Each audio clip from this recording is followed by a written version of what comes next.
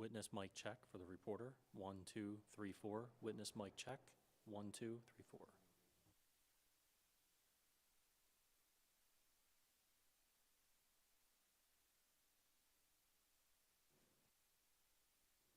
Member mic check. 1, 2.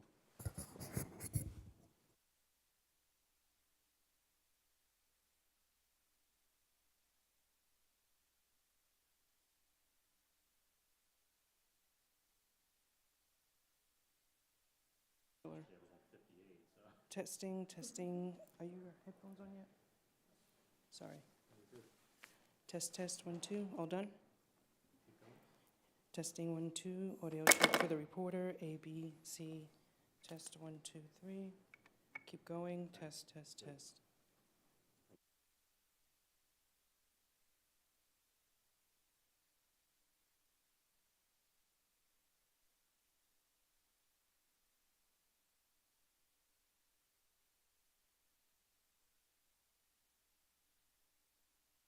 Witness mic test, 1, 2. Sound check for the stenographer. 1, 2, 3. Test, test, test. Low talking, loud talking, close, far.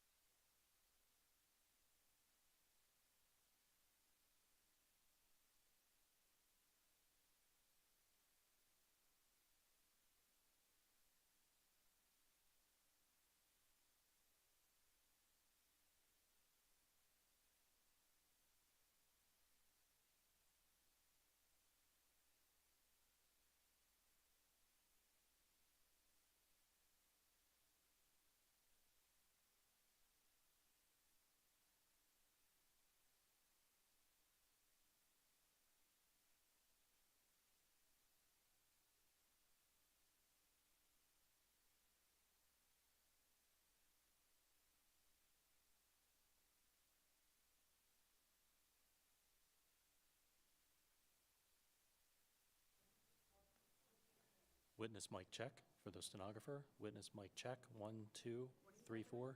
I'm at 28. Yeah, we're.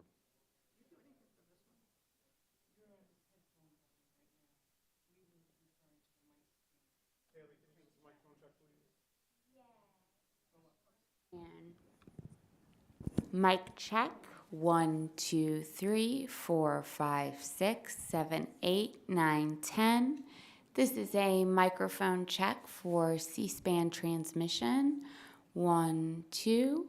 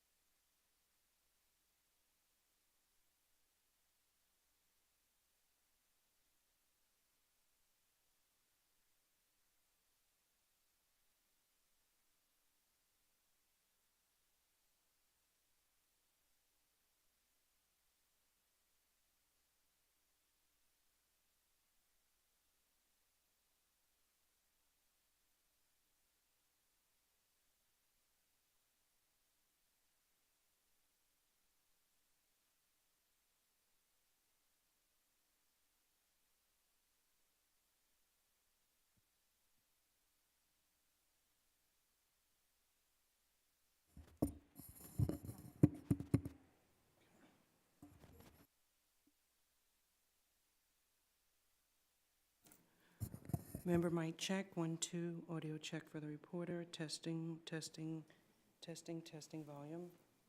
How was that? Are you adjusting or writing?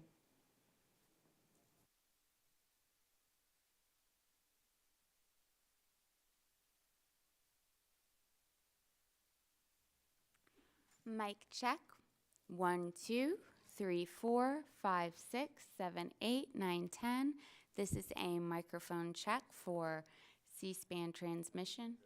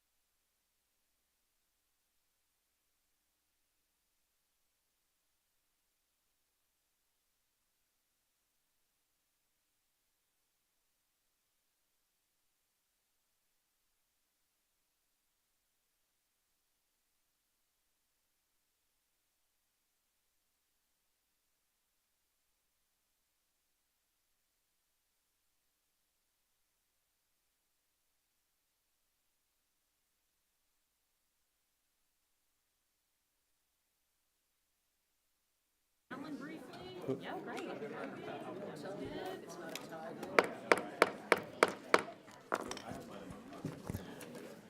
good morning. The subcommittee will come to order, and the chair recognizes himself for an opening statement.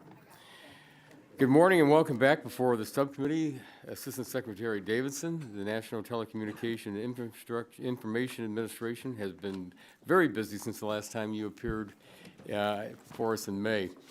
In June, NTI announced or allocated the money for the Broadband Equity, Access, and Deployment Program to the states.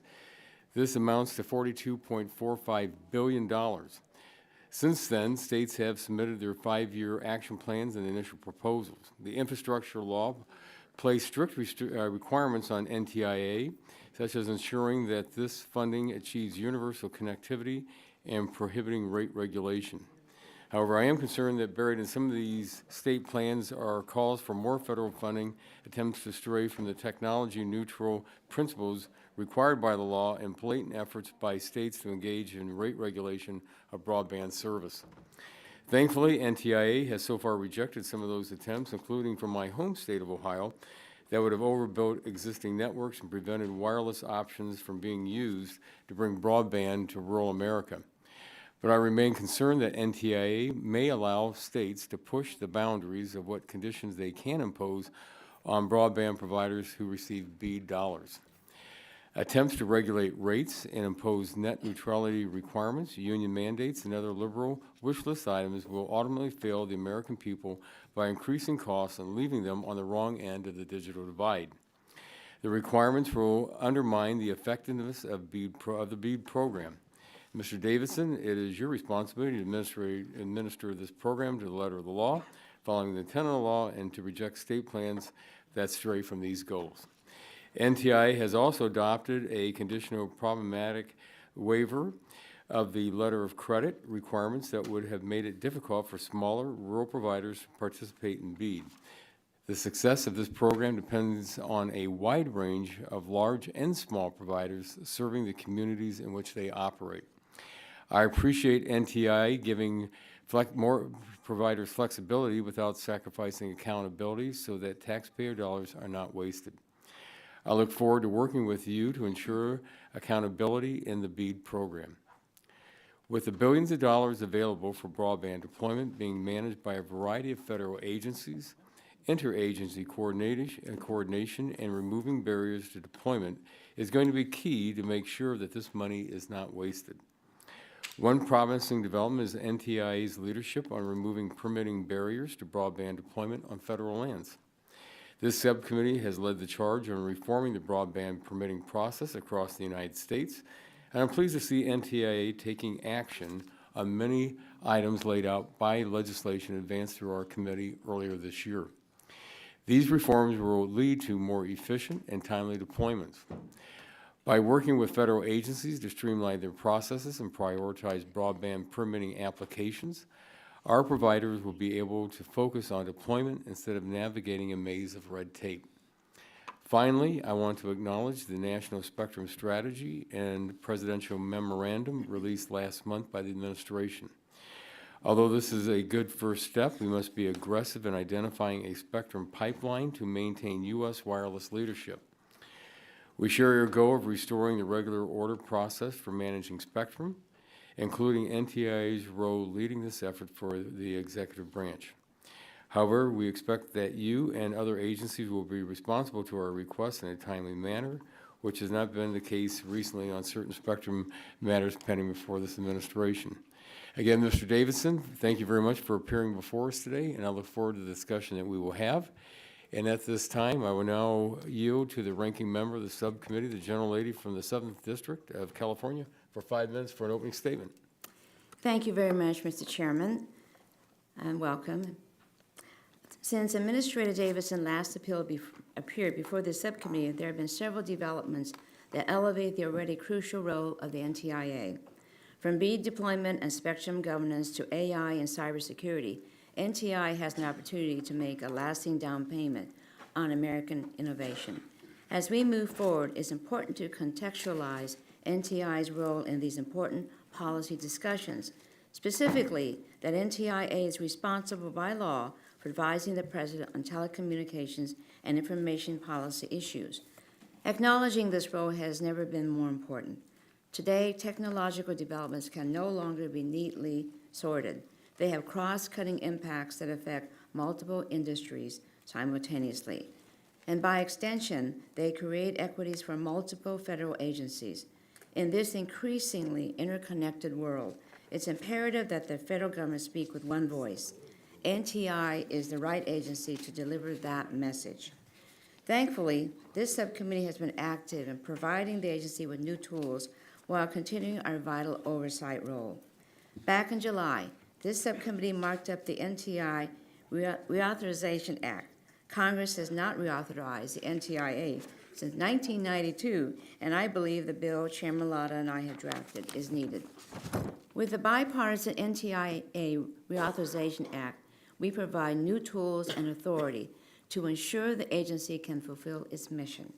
That means elevating the NTIA administrator from assistant to undersecretary and modernizing the agency's mission to reflect the challenges of today and the opportunities of tomorrow.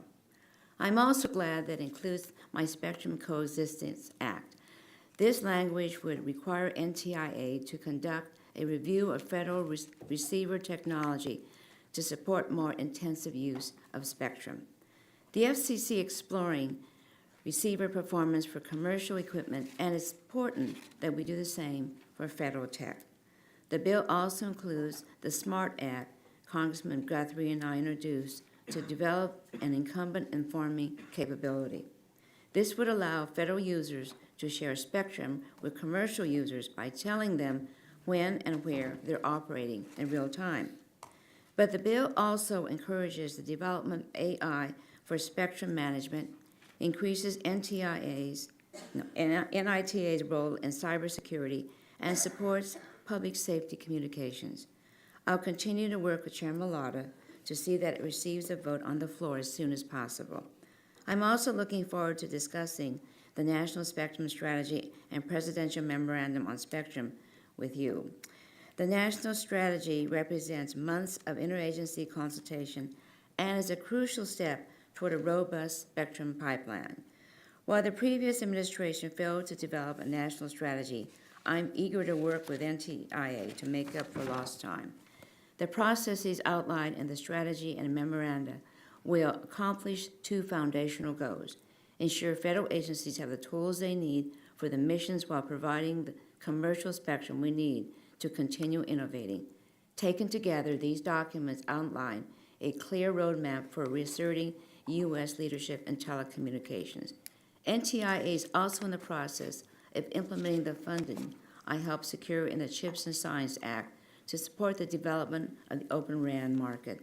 NTIA's released funding to advance testing and evaluation of open and interoperable networks, which I think is fundamental to catalyzing additional private sector investments.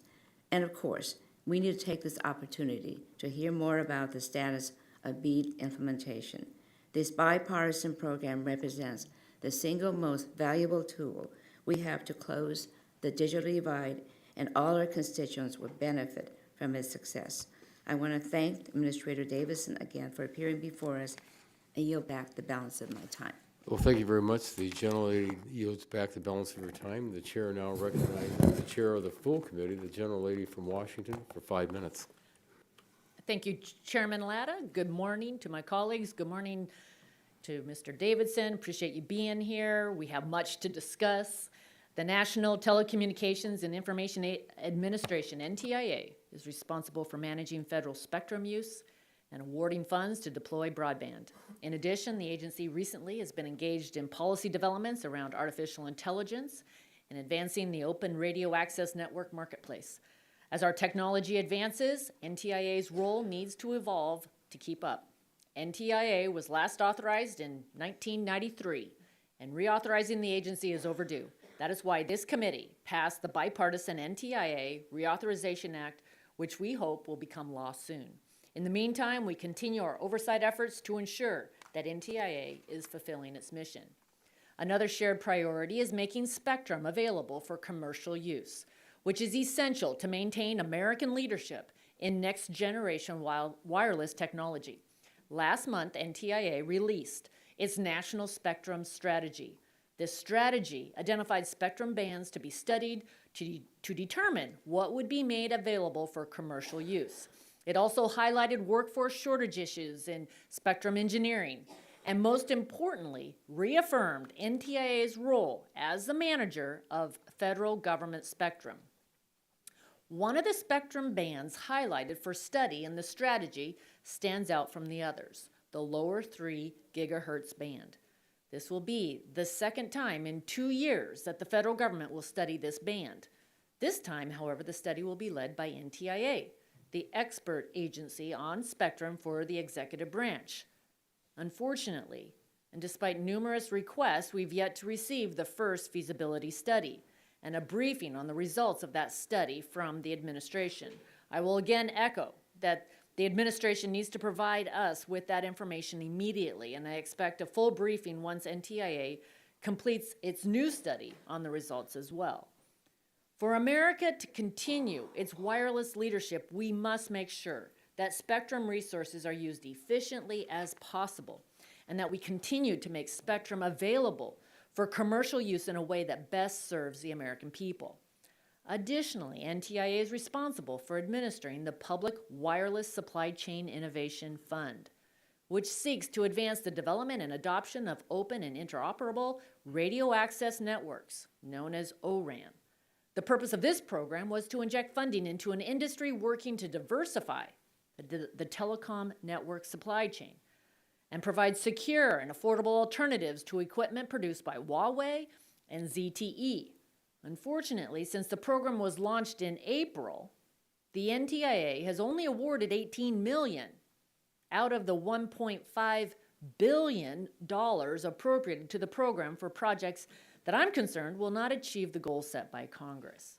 Our committee has been leading robust oversight this Congress to ensure that NTIA is taking seriously its congressional mandate to make sure that the Broadband Equity, Access, and Deployment Program closes the digital divide. Republicans on this committee sent you a letter requesting that you reject state plans that would overbuild existing networks and ignore Congress's mandate to be technology neutral rather than use the BEAD money to serve all Americans. I am encouraged that you recently rejected state plans that would have ignored these mandates. I also hope to get an update on the Broadband Infrastructure Program and how you've distributed those funds thus far. An unprecedented amount of taxpayer dollars has been allocated in recent years to getting every American connected and closing the digital divide. We'll continue to carry out the committee's oversight duties to ensure resources are going towards achieving this goal and aren't subject to waste, fraud, and abuse. Today's hearing will also be an opportunity to discuss the work that NTIA has been doing on artificial intelligence. From AI accountability to open source AI models, NTIA is taking steps to embrace the challenges and opportunities of AI and ensure America is leading. This committee awaits your reports on these issues, which I hope will inform our own efforts on AI. U.S. technological and communications leadership is essential for America to win the future. I look forward to today's hearing and discussing how we can leverage NTIA to make sure the U.S. is dominating in everything from spectrum and broadband to artificial intelligence. Thank you, Assistant Secretary Davidson, for being here. I yield back. Thank you. The gentlelady yields back, and the chair now recognizes the ranking member of the full committee, the gentleman from New Jersey, for 5 minutes for an opening statement. Thank you, Chairman Latta. The committee is conducting important oversight of the National Telecommunications and Information Administration, and while NTIA may not be a household name, the agency has done an immense amount of work in the last 2 years to help connect all Americans to high-speed, reliable, and affordable broadband. And thanks to the historic broadband investments we included in the bipartisan infrastructure law, NTIA will continue to play a crucial role, along with the states, in achieving universal broadband coverage throughout our nation. Now, I wanted to say that in the coming months, the agency will also help advance secure and cutting-edge wireless technologies. It's also going to work to ensure social media and artificial intelligence are operating in the best interests of all consumers, including our children. And NTIA's role in our nation's future is crucial because broadband is no longer a luxury, it's a necessity. Indeed, without broadband, millions of Americans can't do their jobs, run their small businesses, study for school, meet with a health provider, or connect with family and friends. And right now, about 24 million Americans still have no access to home broadband. Fortunately, President Biden and congressional Democrats delivered for the American people last Congress with the bipartisan infrastructure law, a law that helps us close the digital divide by making a historic $42 billion investment in broadband deployment. And this investment is going to help drive reliable, high-speed broadband across the United States. But we know that infrastructure by itself will not close the digital divide, and that's why we included the Digital Equity Program in the bipartisan infrastructure law. It will make sure everyone has the resources, skills, and knowledge to connect to the internet and participate in our digital economy. And this is especially important given the barriers to broadband adoption faced by some communities, like seniors and veterans, who do not always have the capabilities to take full advantage of the opportunities that come with being online. The broadband provisions in the bipartisan infrastructure law are a major step in growing our economy for the future and also expanding the middle class. And yet, I'll remind us that not one Republican sitting on this committee today supported this landmark investment in broadband deployment. So I look forward to getting an update from NTIA today on all of these important broadband programs. NTIA also oversees federal spectrum users, coordinating with the Federal Communications Commission to ensure that our airwaves are effectively managed, and advising the President on advanced technologies such as artificial intelligence. And I'm extremely disappointed that Congress has still not reauthorized the FCC Spectrum Auction Authority after its expiration in March. As Chair Rogers and I have said for months, it's critical that this happen as soon as possible. And I'm concerned that this lapse will hinder us on the international stage, especially with the World Radio Communications Conference. It's also taking place right now in Dubai. Additionally, Congress designated NTIA as the manager of federal spectrum, and it must continue to move forward in exploring opportunities to make additional federal spectrum available for commercial wireless use. Unfortunately, the previous Trump administration failed in its approach to spectrum management, which led to unnecessary and harmful spectrum disputes. And it also left the current administration without any spectrum studies on the horizon. And those studies, if they're done responsibly, take time, but they do minimize disputes among the parties involved. And that's why I'm pleased that President Biden recently issued a memorandum on modernizing our nation's spectrum policy. The President reaffirmed the role of NTIA and the FCC in managing the nation's spectrum resources and directed NTIA to develop a national spectrum strategy by the end of the year. NTIA has already released the strategy and is now seeking comments on how to implement it, and these actions are important steps forward in enhancing how we manage this critical natural resource and will help strengthen America's technological leadership. Finally, NTIA plays an important role in public safety communications, from managing next-generation 911 grants to its oversight of FirstNet and its important first responder work at the Institute for Telecommunications Sciences. NTIA remains at the forefront of ensuring that the public and the law enforcement agencies have a modern and reliable communications network. So I know you do a lot. I think people are not aware of how much you actually do. And so we have a lot to discuss today, and I welcome Administrator Davidson back to the committee and look forward to his testimony, and yield back Chairman Latta. Thank you. Well, thank you very much. The gentleman yields back the balance of his time, and this does conclude member opening statements. The chair reminds members that pursuant to the committee rules, all members' opening statements will be made part of the record. We'd also like to thank our witness once again, Assistant Secretary Davidson, for being with us today to testify before the subcommittee. Our witness will have 5 minutes to provide an opening statement, which will be followed by a round of questions from the members. Again, our sole witness today is the Honorable Alan Davidson, Assistant Secretary of Commerce for Communications and Information and Administrator of the National Telecommunications and Information Administration. I'd also like to note that our witness, that the timer light on the table will turn yellow when you have 1 minute remaining. It will turn red when your time has expired. I also mentioned that we have agreed to take a quick break on each hour. I ask that members stay seated during this quick, brief recess, as we may convene promptly afterward. And Mr. Davidson, you are now recognized for 5 minutes for an opening statement. And I also mentioned beforehand that we have another subcommittee going on, so we're going to have members coming in and out. So we appreciate you being here for today, and you are recognized for 5 minutes.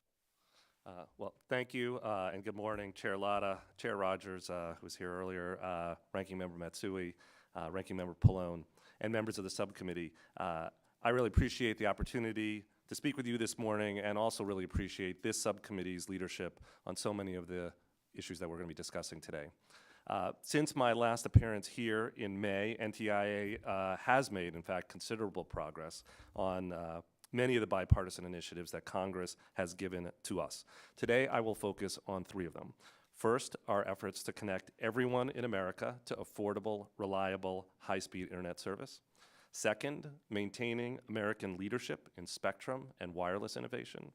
And third, ensuring that new technologies like AI are trustworthy and improve people's lives. Let me begin with our Internet for All initiatives. I continue to be struck by the powerful stories of people all across America struggling to get online. And I know you've heard many of these stories too. In the last year, I've met a grandmother in Louisiana, deeply frustrated by her difficulties getting her grandchildren online. I met a family farmer in North Carolina who simply can't run his business because he does not have internet access. I met a high school student outside Phoenix who had literally dragged 2 of his friends to this community center there to get free laptops because they were tired of trying to do their homework on their cell phones. These stories, and many like them, are the reason why this work is so important. And I'm glad to say we're making progress. In June, we reached a historic turning point in this program. We announced funding allocations for our $42 billion state grant program, the BEAD program as we call it. Now the work turns to states and territories. They have until December 27th to submit initial proposals to us for how they will connect everybody. And so far, I'm pleased to say all 56 states and territories have invited public comment, have posted for public comment their proposals, which is in and itself a major milestone. So we're on track, but we're watching carefully that deadline. Our progress extends beyond the BEAD state grant program too. NTIA has now awarded nearly $3.7 billion in grants for middle mile, tribal, digital equity, and other broadband programs. A key underpinning of all of these initiatives is affordability. The FCC's Affordable Connectivity Program is a linchpin of that effort, and today is helping more than 22 million households pay for internet service. Congress needs to act now to put ACP on firm financial footing going forward. Let me turn now to spectrum. From the cell phones in our pockets to the satellites that help predict the weather, spectrum is among our nation's most vital and scarce resources. The growing importance of connectivity and data make it clear that spectrum demand is only increasing. To meet this demand, we're very pleased that the White House announced a national spectrum strategy last month. The strategy identifies over 2,700 megahertz of spectrum to study for potential new uses. It calls for a new long-term planning framework to meet America's future needs. It encourages research into new technologies for better spectrum usage. And it calls for a spectrum workforce plan to grow the ranks of spectrum experts that we're going to need. By mid-March, NTIA will issue an implementation plan to execute on the activities of the strategy. And Congress can support U.S. leadership in this space by reestablishing the FCC's all-important auction authority. Finally, I just say NTIA is hard at work in an area that has captured the public's imagination, the power of artificial intelligence systems. Responsible AI innovation can and will bring enormous public benefits. But we will only realize the promise of AI if we also address the serious risks that it raises. At NTIA, we're doing our part. We're hard at work on a project on auditing and accountability of AI systems. We're deeply involved in the Commerce Department's AI policy efforts. And at the direction of the new AI executive order, we're digging into the risks and benefits of open source models, which can bring new risks of misuse, but with care may also be a powerful force to improve competition and innovation in AI for small businesses, researchers, and communities around the country. To close, given the importance of all these efforts, NTIA's work is about far more than technology policy. It's about building a more fair and equitable society here at home. It's about competing better on the global stage. It's about creating new jobs and economic opportunity for all Americans. I appreciate this subcommittee's continued leadership on all of these issues, and I look forward to working with you to help America meet this historic moment. Thank you. Well, thank you very much for your opening statement, and the chair now recognizes himself for 5 minutes for questions. Mr. Davidson, I was happy to see that you rejected the Ohio Broadband Office's initial proposal for the BEAD program, which proposed awarding funds to overbuild existing licensed fixed wireless networks. Why did you reject that proposal, and what should other states learn from this as they develop their own initial and final proposals? Well, first of all, thank you for the question, and of course, this is an incredibly important set of programs now to make sure that we're connecting everybody. We know that we're only going to succeed in this effort if we are very good stewards of the money that we've been given, and we need to make sure that every penny counts.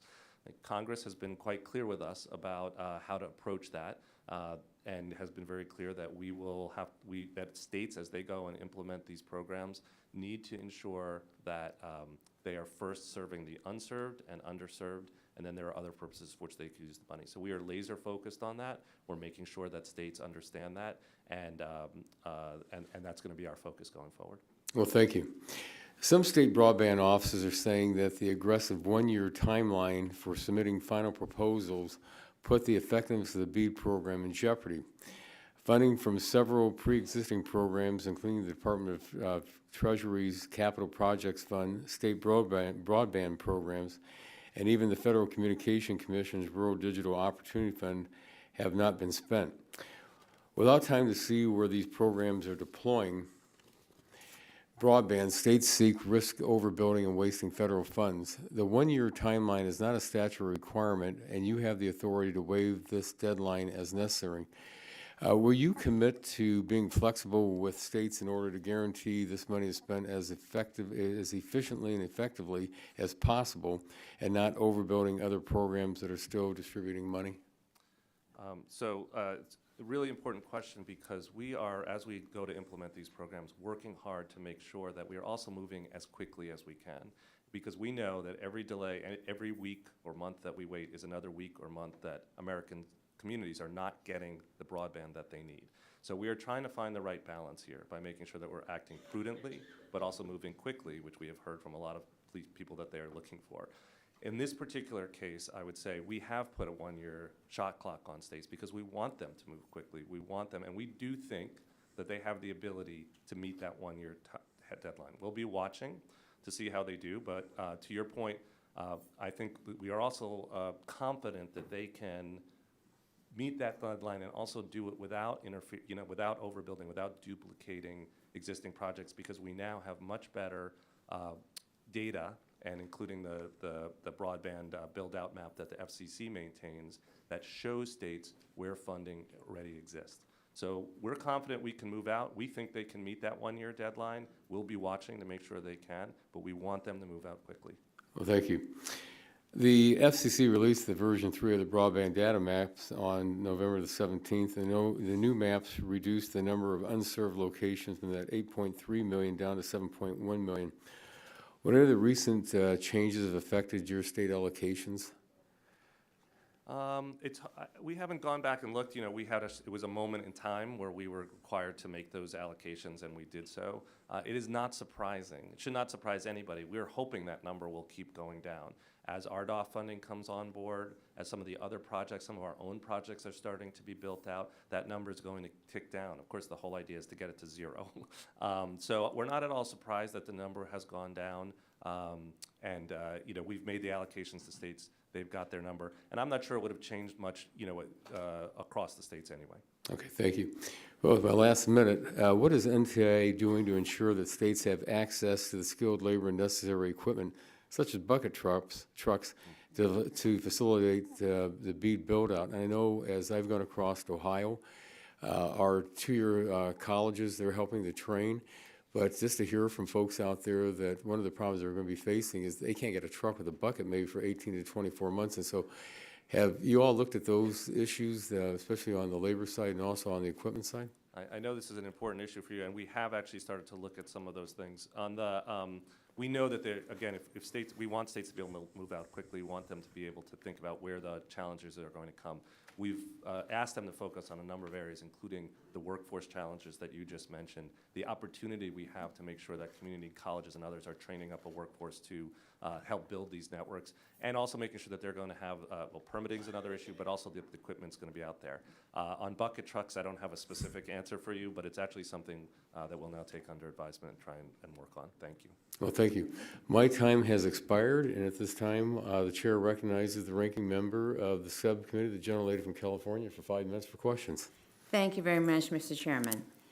NTIA played a foundational role in the development of the National Spectrum Strategy. While the previous administration failed to develop a national strategy, it's imperative we make up lost ground by adhering to the timelines laid out in this document. Mr. Davidson, what role will NTIA play in executing these studies, and how can we hit the timelines laid out in the strategy? Well, Ranking Member, thank you for the question, and also I just want to say thank you for your long-term leadership in this space. In particular, you're co-chairing the Congressional Spectrum Caucus. We know you've been thinking about these issues for a long time. You're exactly right, of course, that time is of the essence in trying to make sure that we are doing these studies and doing them well. I think one of the great things about the National Spectrum Strategy is it does now give us a sort of midterm pipeline, a set of targets to be looking at and making sure we're doing the evidence-based work that we need. We have a shot clock that's put on us, 2 years max, and we hope that some of these studies are going to come in that won't take 2 years. And NTI is in the driver's seat. We're going to be pushing them forward. Okay, thank you. In addition to the National Spectrum Strategy, the President also released a memorandum on spectrum policy. I've been a consistent advocate for unified voice and spectrum governance, and I'm confident that implementation of this document will help the U.S. stay ahead of its global peers. Mr. Davidson, what steps does this memorandum talk to ensure NTIA is able to fulfill its statutory role as manager of the federal government's use of spectrum? Thank you for the question. You know, the presidential memorandum is actually really the blueprint, the starting point that actually kicks off our ability to create a national spectrum strategy, to do the implementation plan that it works on, and sets forth a set of processes for us that are so important to make sure that we are well organized as a federal government. And I will say it does, I'm gratified that it puts NTIA clearly in the central role that we, by statute, should be playing, which is to be not just the federal spectrum manager, but the principal advisor to the president on these issues, the leader of the studies that we're going to do in close collaboration with our industry, our colleagues in the federal government. But I think the presidential memorandum creates that blueprint that we need for how to move forward on our nation's spectrum. Certainly. The National Spectrum Strategy notes that the Departments of Commerce and Defense will conduct additional studies on the lower 3 gigahertz band to evaluate private sector access in the band. Mr. Davidson, without presupposing the outcome of these studies, what steps will NTIA take to ensure we've evaluated all opportunities for commercial use in this band? Yes, well, I think the lower 3 gigahertz band in particular is one that is of great interest to both the for federal missions and to the private sector. It's because of the special characteristics of that band and that range of bands in the mid-band area. I'll say that it's a very congested band. You know, there's no easy answers here, but we didn't want to give up on that band. And that's why you're seeing the follow-on studies in the National Spectrum Strategy. And you're seeing us really redouble our efforts to make sure that we do 2 different things, look at spectrum sharing in the band and how we could do that, and also look at whether there's possibility of relocating some systems. Good, thank you. I was an original co-sponsor of the USA Telecommunications Act, and we're to include it in the Chips and Science Act last year. NTIA is currently implementing this fund in a way that will catalyze the Open RAN market. I'm glad to see NTIA focus on testing and evaluation early in the program's implementation. Mr. Davidson, what role will testing and evaluation have in facilitating broader private sector Open RAN investments? I think it's a great question. Testing and evaluation is key. We've been focused in this on the power of openness, and one thing that we know is that we need to be a catalyst here. The private sector is going to move this forward. We've been asking, where can government help? And one of the key places we realized we could help is by funding test beds, places where people could see, does this open equipment work? So that's what our first set of grants are. We have a few that have been out the door. We're going to have the bulk, rest of them coming out. You'll see more grants coming out, larger grants in the next month. Okay. And Open RAN presents an opportunity for American companies to compete in the RAN market. How will the Wireless Innovation Fund support smaller companies and startups? Yes, well, I think that's the key thing here is that the whole idea and the premise of this program is to catalyze a much broader market by opening this up so it's not just 2 or 3 large providers. You create the opportunity, as we've seen in other places like the internet, for smaller providers to come in and do the radio units, do the control units, crack open the market. And that's the whole idea behind the program. That's why we're so grateful that Congress created it. Right. Thank you very much, and I yield back. The gentlelady yields back, and the chair now recognizes the gentlelady from Washington, the chair of the full committee, for 5 minutes for questions. DoD submitted the Emerging Mid-Band Radar Spectrum Sharing Feasibility Assessment to the Department of Commerce at the end of September, or 2 months ago, and despite repeated requests from myself, Chairman Latta, my colleagues on the Armed Services Committee, I'm disappointed that we've not yet received a copy of the study, nor a briefing on the findings. Would you commit to providing me a copy of the report by the end of this week? I would just say, first of all, we are eager to get this information to you. We've worked quite hard to try to schedule a briefing. We've briefed your teams about this. Your staff has received a briefing. I am not in control of the actual classified versions of the report, which need to be conveyed in the right, proper way. I would just say we are committed to trying to get this to you as soon as possible, and I'd hope to have gotten to you by today's hearing. Okay, well, I do want to have the classified briefing, and we're going to work to get that scheduled. I understand the unclassified version has been distributed in the Senate, so if you can get that to us, that'd be great. We're eager to do it. Okay. I am quite eager to do it. Thank you. The National Spectrum Strategy highlights the role of NTIA in validating the current real-world usage of federal spectrum as the cornerstone of making data-driven decisions. Why is it important that NTIA validate federal spectrum usage across agencies, and what steps is NTIA taking to implement this? Well, I think that we are constantly asking this question. What you see in the National Spectrum Strategy is the product of a big interagency conversation that is about validating what uses we're making of spectrum and where the possibilities are for repurposing spectrum. It's quite difficult. The truth is that the low-hanging fruit in this space is gone, as you know, right? There are no easy, unencumbered bands that nobody's using. All of these bands come with multiple and often quite important federal uses.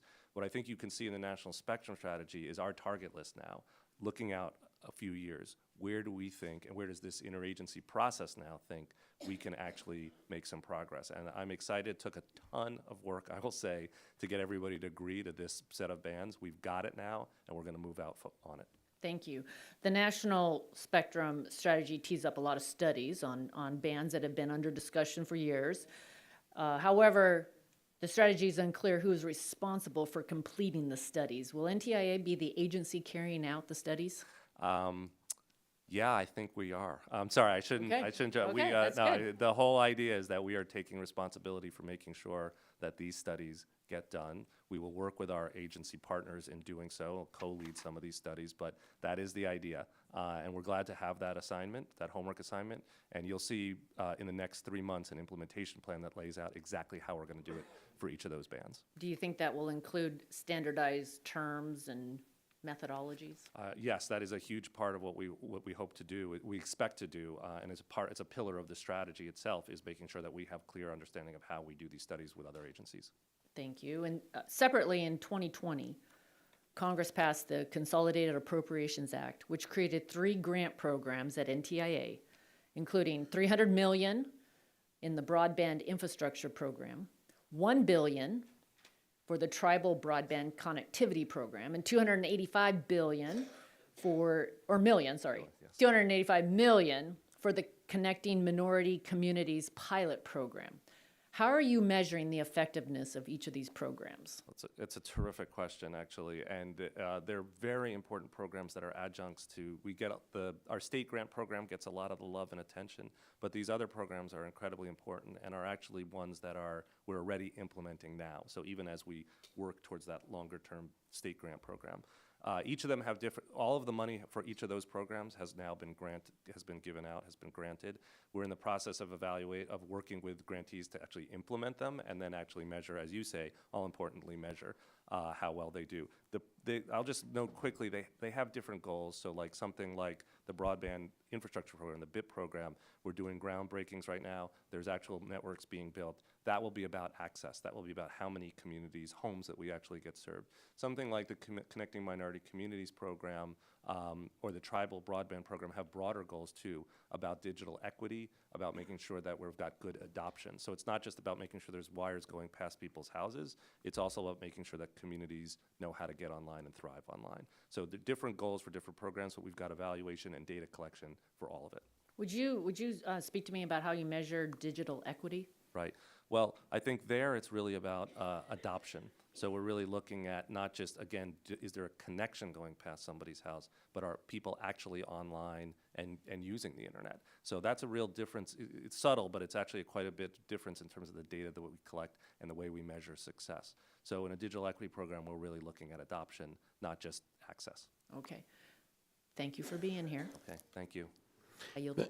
Thank you very much. Gentlelady's time has expired and yields back, and the chair now recognizes the gentlelady from New York's 9th District for 5 minutes for questions. Thank you very much, Mr. Chairman, and I thank our ranking member, Matsui, for convening this hearing, and to Administrator Davidson for joining us today to discuss the important work of the NTIA. As the manager of the Federal Spectrum, NTIA's recently released National Spectrum Strategy is a crucial part of promoting U.S. innovation and leadership in wireless technology, leadership that was sorely lacking during the Trump administration. As one of the agencies charged with administering this historic $65 billion broadband investment, this community secured as part of the bipartisan infrastructure law, the NTIA has an important role to play in bridging the digital divide and bringing affordable, reliable broadband to millions of Americans. And while the bipartisan infrastructure law tasked NTIA with administration specifically of the BEAD and digital equity programs, those are just two components of the administration's Internet for All initiative, a whole-of-nation approach to high-speed internet. And today, I'm interested in discussing the interplay between the various broadband programs. The Affordable Connectivity Program, or ACP, in particular, has an essential tool in our fight to combat the digital divide and a godsend for those struggling to afford reliable, high-speed broadband. Unfortunately, this program is set to run out of funding sometime in early 2024. Administrator Davidson, how might a lapse in funding for the Affordable Connectivity Program impact all of the broadband funding programs NTIA is administering and the effort to close the digital divide more broadly? Congresswoman, it's a terrific question. Thank you so much and for asking. And the Affordable Connectivity Program, of course, affordability is critical, and we know it's the number one hurdle for people who have an internet connection, the number one reason they're not using it. So we know that that's an incredibly important part of our success in these programs, addressing affordability. But as you indicate, this actually goes beyond affordability, and it goes to the question of whether we're going to be successful in building these networks, right? We know that it's going to be much harder to build networks and do the big build out to connect everybody if there isn't a customer on the other end of the line. So making sure that there's an affordable connection is part of making sure that there's a good business that exists for these providers who are going to be building all these networks for us to connect the unconnected. So the two are deeply connected. We need affordability for affordability's sake, but we also need it to make sure that we've got a good, it's going to be a good business out there, that we've got customers who are going to come and support these networks when they're built. The BEAD and digital equity programs prioritize directing funding for programs focused on broadband deployment to meet the needs of unserved communities. While this is an admirable goal, some urban communities may not lack for access to broadband, but struggle with adoption due to high consumer costs. Administrator Davidson, the bipartisan infrastructure law reflects the reality that the digital divide is not exclusively about deployment. That's why we included funding for affordability and adoption as well. The historic deployment opportunities provided by BEAD funding get a lot of attention, but some states have the opportunity to fund programs that address issues beyond deployment. Can you explain how you're thinking about BEAD beyond just deployment? Absolutely. So you're quite right that the statute, the bipartisan infrastructure law, lays out gives states quite a bit of flexibility. They have to start with the unserved and underserved. But once we meet that goal, and many states we think we're going to meet that goal, there's a fair amount of flexibility for states to use this money in different ways to meet the needs of their communities. That includes connecting community anchor institutions like community centers and churches. It could also include working on workforce issues, and affordability is a big piece of this. So I think there will be states that will use, we're going to encourage states to use the money the way the statute intended. And as you indicate, affordability is a key piece of this. I'll note there's probably over 1.6 million households in New York State that use ACP today. That's why that set of programs is so important. Administrator Davidson, in your opinion, why is it important to ensure that there's accountability in how AI systems and algorithms are deployed and developed? And in what ways is NTIA working to foster accountability within the AI ecosystem? Yes, thank you. And I know you've been a leader in thinking about this and have introduced legislation in this space. I'll just say, as I said at the start, we're not going to be able to realize the benefits of AI unless we also make sure we're dealing with the risks of it. And accountability is a key piece of this. The question of if a developer says this algorithm is safe, this AI system respects privacy or isn't biased. How do we test that? How do we know that's true? That's the project that we're working on, which is making sure that there's good standards for doing that and ways to assess and audit on the back end. Did this system work the way it said? And I think there's just like we did with financial audits, there's a role for the federal government in helping set those standards going forward, and that's the work we're undertaking right now. I thank you very much. I yield back, Mr. Chairman. Gentlelady's time has expired, and she's yielded back. The chair now recognizes himself for 5 minutes. Thank you, Mr. Davidson, for being here. As you know, one of the primary functions of Congress and one of the primary responsibilities is oversight, so we appreciate you being here for this. Tell me about Build America, Buy America waivers. How have you been reviewing and deciding which ones to grant or to deny or issue? Thank you for the question. It's a very important part of our broadband programs. And the President has stated if it can be built in America, it should be built in America. If we're spending all of this federal money to build networks, let's make sure that the people who are building the network, the equipment that's being used, is built here as much as possible. So Congress instructed us in the law that has to be true. It also gave us the ability to do waivers where they're needed. And what we've done is said the bar has to be very high for a waiver in this program. It's not impossible. We know that to build modern telecommunications networks, not every part is going to be available here in the U.S. But we've kept the waivers. We've said we're going to keep it narrow, and we're already seeing results. Companies have stepped up to make sure that fiber optic cable, a lot of the electronics in these networks are going to be built here. The vast majority of that equipment is going to come from the U.S., and we're seeing already— Define vast majority. I think we've said that up to, I think it's close to 90% of the equipment deployed in the network is going to be built in America. Good, thank you for that. You know how important that is. I think we all learned some important lessons during the pandemic, and how we need to have manufacturing over here. Tell me about the how you're going to close the digital divide while doing this, while bringing manufacturing back to American soil. I think the big thing has been to really incentivize companies to bring these jobs and manufacturing back into the U.S. by creating very clear standards for what that looks like. We've already seen, I've been part of probably a half a dozen announcements already, and there are many more companies that we know are doing this, announcing jobs and creating more manufacturing back here. And because of that, we know that there are thousands of jobs that have been created. Well, let me ask you this. Is there anything we can help you with in that respect? Right. I think the biggest thing, well, first of all, Congress did the hard part by actually holding our feet to the fire and giving us the instruction that we actually had to try to make sure that we're— Understood. Yeah. And that's probably the biggest thing right now. Okay. The final Build America, Buy America waiver for the BEAD program is still not been released. When do you think it's going to be released?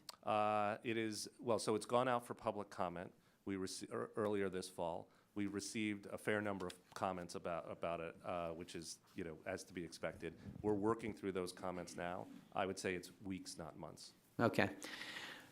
The FCC's rules on digital discrimination, why did NTIA ask for BEAD to be excluded from the digital discrimination requirement?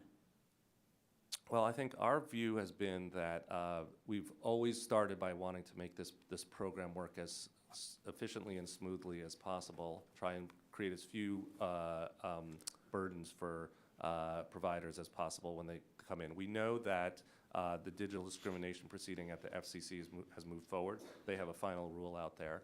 But we also felt that for providers, that there's a fair amount of oversight that comes from providers who participate in the BEAD program. We have rules for them. We have oversight of the states. And our sense was that for providers who are already getting that oversight in the context of the BEAD program, they shouldn't also then need to have the oversight that would come under the digital discrimination. So you agree that the federal government shouldn't have to play by a different set of rules, do you? No, I think it's the same set of rules, but the fact is if they've already satisfied, if they've checked the box once for us on BEAD, they shouldn't have to go through the exercise of checking the box twice. Okay.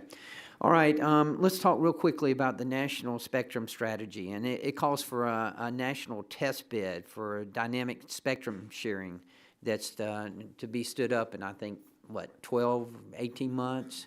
That's what we yes. Will this be carried out by the Institute for Telecommunications Sciences? Our expectation for that one, so first of all, it's a very important part of this is doing dynamic Sure it is. sharing. We see this as sharing as a new and increasingly important part of our spectrum ecosystem.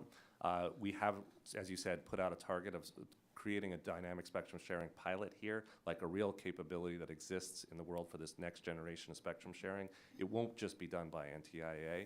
I'm gratified to say other agency partners, including NSF, including DOD, are going to step up and help us build it.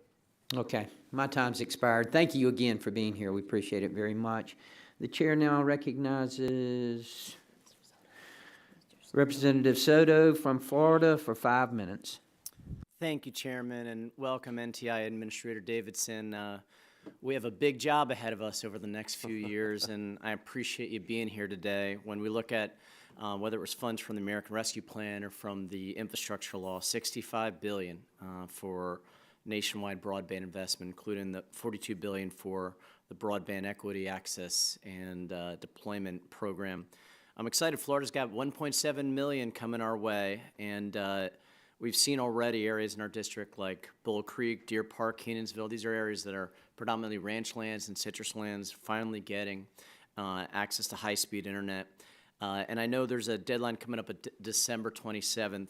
How do you think it's been going in Florida and some of our other states as far as putting together their proposals? I know there was a question about whether we need to extend the deadline or not. So how's it going, you feel? So I think we're cautiously optimistic in the sense that we've been really pleased to see the states stepping up.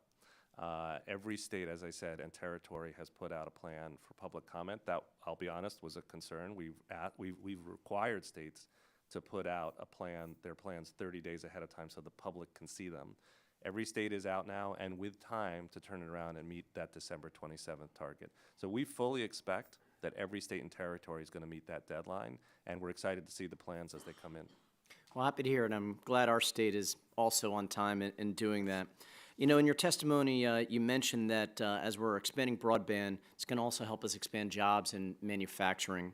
We see with the Inflation Reduction Act, the CHIPS Act, the construction of new factories has doubled in the United States. So how does BEAD fit into all this to help really harness a manufacturing renaissance here in the United States? Well, thank you for the question. You know, we've from the beginning viewed BEAD as not just a connectivity program, but also a jobs and manufacturing program. We know that there are going to be tens of thousands, we expect well over 100,000 new jobs created in implementing the BEAD program, building out those networks, spending that billions of dollars. We also know that that we're required through the Buy America provisions in the law to make sure that as much of this equipment is being manufactured here in the United States as possible. And so we've put together a pretty high bar on how we're approaching that, and we're making sure that companies step up, and they are. And we've already seen thousands of jobs created that have been announced without a shovel hitting the ground, but just simply companies that are building up their manufacturing capabilities, investing in new assembly lines at manufacturing because of the demand that they know is coming from these networks. So jobs for telecommunications equipment to manufacture as well as the installation. That's a lot coming our way, and I'm excited we're hitting that 90% or above threshold. In Central Florida, we saw our 67th rocket launch of the year. That is a record, and we may hit closer to 80 or 90 by the end of the year. I have a bill, the Launch Communications Act, which is set to require you all to work alongside the FCC to improve coordination on spectrum. So we appreciate the technical assistance that your agency has provided to us on that.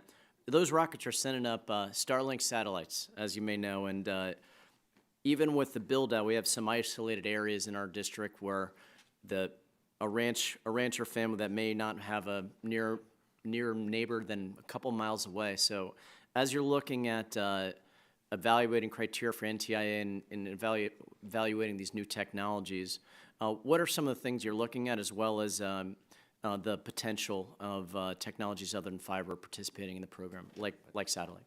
Well, thanks for the question. We know that to connect everybody in America is very challenging. I know that just even in your district, I know there are thousands of households that the maps show are unconnected.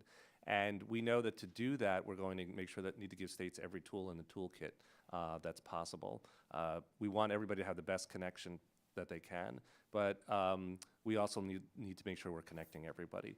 And we fully expect that there'll be a lot of fiber deployments, but there'll also be wireless deployments, and low Earth orbit satellite, as you rightly note, is going to be an incredibly important part of making sure we get to that very long tail of hard-to-reach places all across America and in Florida, too. So that'll be a big piece of it. And Thank you, Administrator. Obviously, broadband, that's the foundation of it, but as we're looking at other options, very important. So we have, we're utilizing all technologies and advancing new technologies too. So thanks for being here today, and I yield back. Thank you.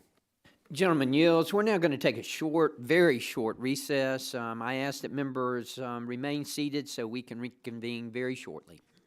Thank you very much. You're welcome.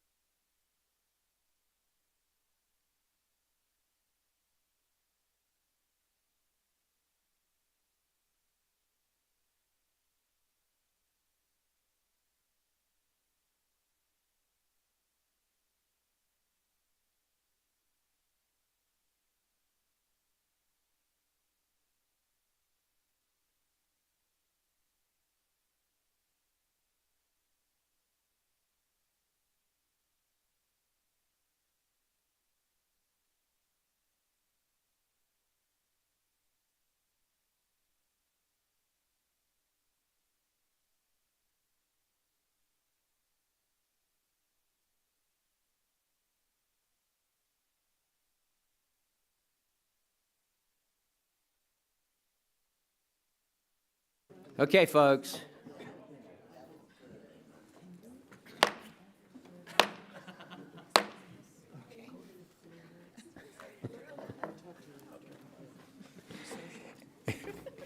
Thank you, Mr. Davidson. Got you ready? Yeah, I'm ready. The chair now recognizes the gentleman from Florida, Mr. Bill Arakis, for 5 minutes. Thank you, Mr. Chairman. I appreciate it very much.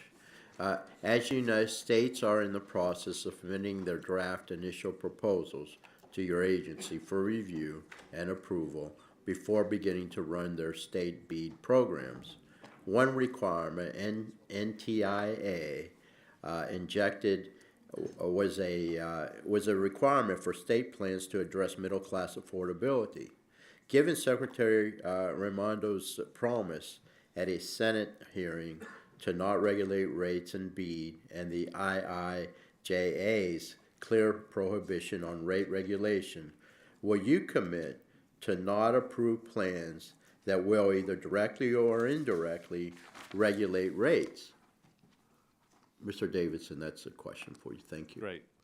So first of all, thank you for the question. We know affordability is in the statute, and the bipartisan infrastructure law is very clear about the importance of affordability. And we also know that it's important because, if we're going to spend billions of dollars of federal money and people are going to take that money, it's not unreasonable to ask them to be careful about affordability when they're doing so.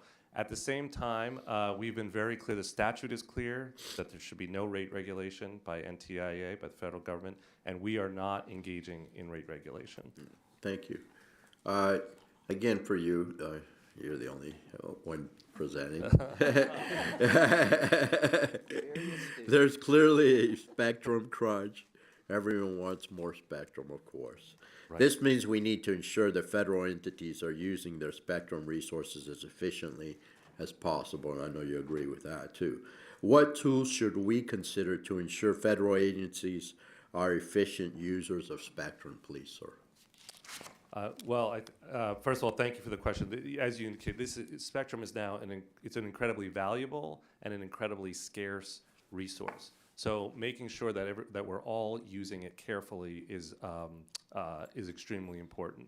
I think Congress can help in many ways by doing what it's been doing to push us to make sure we're using spectrum wisely, but also importantly to continue what this subcommittee has done and committee has done, which is to continue to push for comprehensive spectrum legislation that, among other things, reauthorizes the ability of FCC to do its spectrum auctions, reauthorizing its spectrum auction authority. The other things that the committee has looked at, including changes to the Spectrum Relocation Fund, and some of the other tools that are in that toolkit, I think will help make sure that we're all have the right incentives to use spectrum wisely, to reallocate it properly where it needs to be, to pay for that in the right ways. Thank you. In your experience, do federal users cooperate when asked to review their spectrum use when NTIA is tasked with the goal of freeing up additional spectrum for commercial use? Well, as you can imagine, the same forces that are making spectrum so valuable for the private sector also make it quite valuable for the public sector. So it shouldn't surprise anybody that federal spectrum users are feel that their use of the spectrum is quite important, and in many cases those missions are incredibly valuable. So we have to work carefully together, and we have worked collegially with our brethren in other federal agencies to make sure that we have ways forward of looking at that spectrum. And the presidential memorandum that just came out and the National Spectrum Strategy are critical documents because they make it clear how we're going to examine spectrum going forward, where we're going to look for those opportunities, and they give NTIA, I think, the place that we should have in this process to lead those studies and do that, create that effort. Okay, and you just mentioned the memorandum on spectrum. It requires NTIA, as you said, to solicit views on the spectrum matters of other federal agencies to ensure their views are adequately represented to the FCC. What steps are you personally taking to build trust among other federal agencies to ensure they're bought in these process reforms. And if you could expand on that, I guess we've got a few seconds. Thank you. Sure. Yeah, it's an incredibly important question because we need to work with these agencies. Like I say, in many cases, these missions are important. Defense, aviation safety, the weather, right? Like we want to make sure agencies can meet their missions, but we also know that we have to be more efficient about how we use spectrum. And so we have worked quite closely. In a lot of cases, it's shuttle diplomacy. It's sitting down with the agency heads, understanding their needs, helping them understand that we're all on the same, we're all on the same side here. And it's worked well in many cases since I've been on board, and we've developed a pretty collegial relationship with the spectrum heads in these other agencies, and I think that's a critical. It's not sexy. It can be a little boring, but that coordination's important. Thank you. Appreciate it. I yield back. Gentleman's time has expired. The chair now recognizes the gentlelady from New Hampshire, Representative Custer.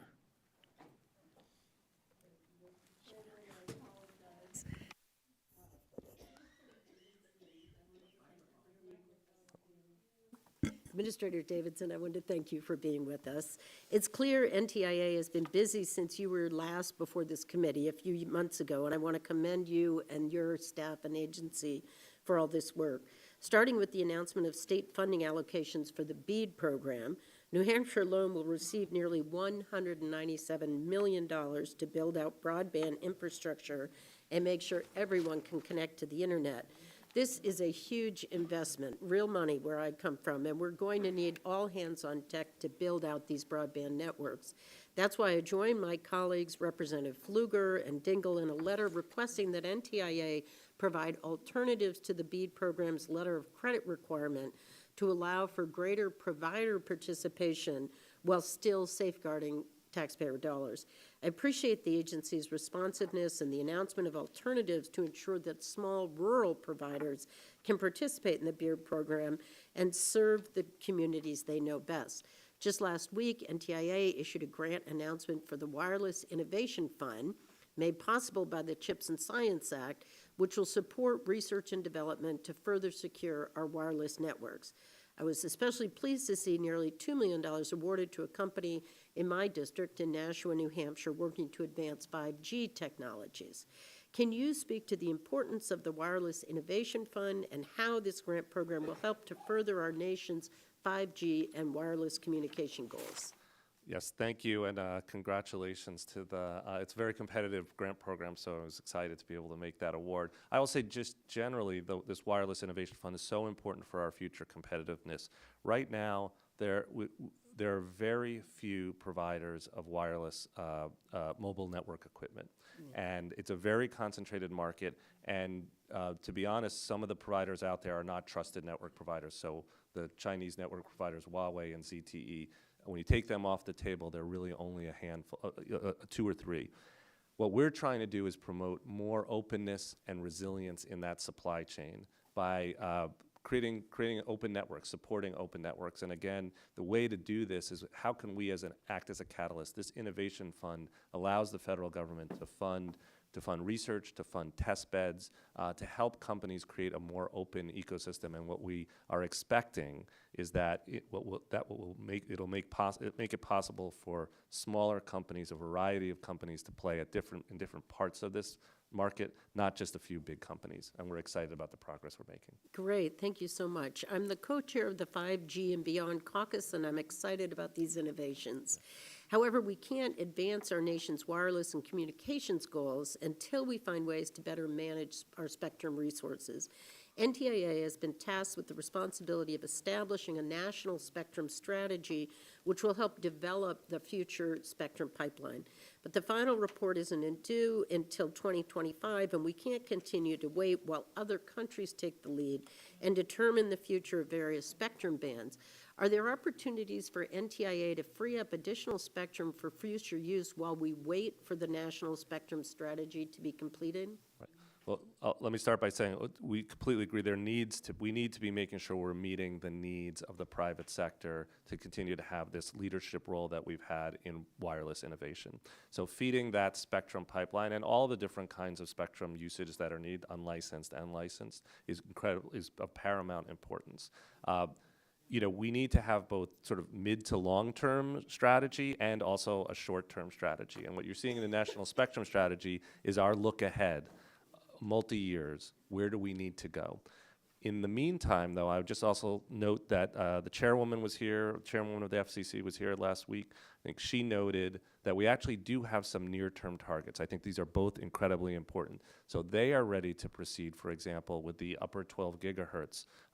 There's a band of spectrum there that they're looking at. There's some low-band spectrum that the commission is looking at. And that's also why it's so important to get Spectrum Auction Authority going again. I know this, I'm preaching to the choir here, but it really is so important so that we can start to move out on those near-term auctions, even as we're doing the studies, which I hope won't even necessarily take 2 years, but as we're moving out on the midterm and long-term targets.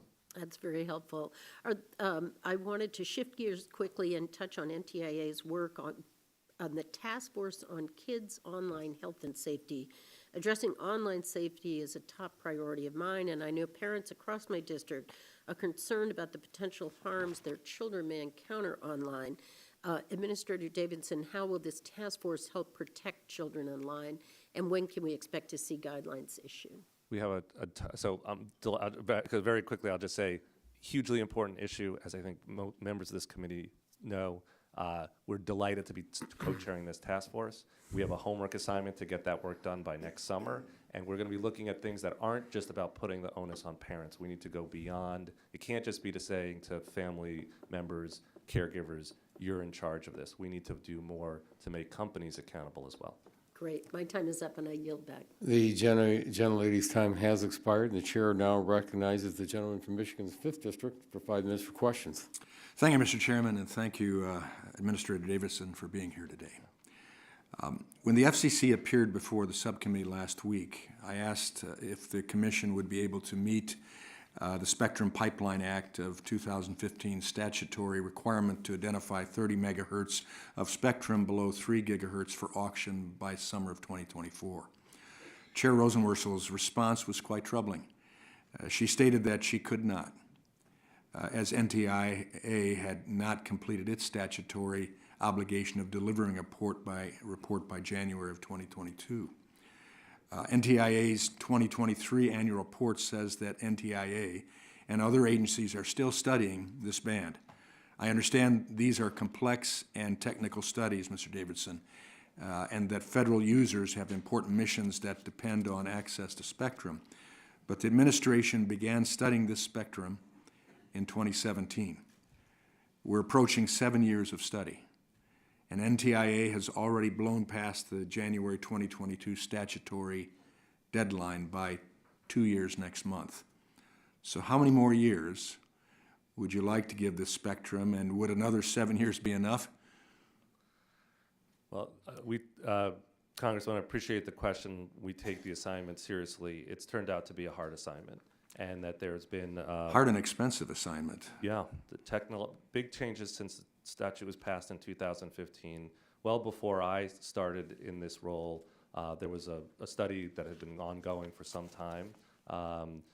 We are hoping to be able to release the conclusions of that work very soon. It's in interagency clearance process. But I'll just say, I don't think it's going to be the answer that we all had hoped for. It's quite difficult to find a path forward in this band that's been studied to be able to meet those requirements.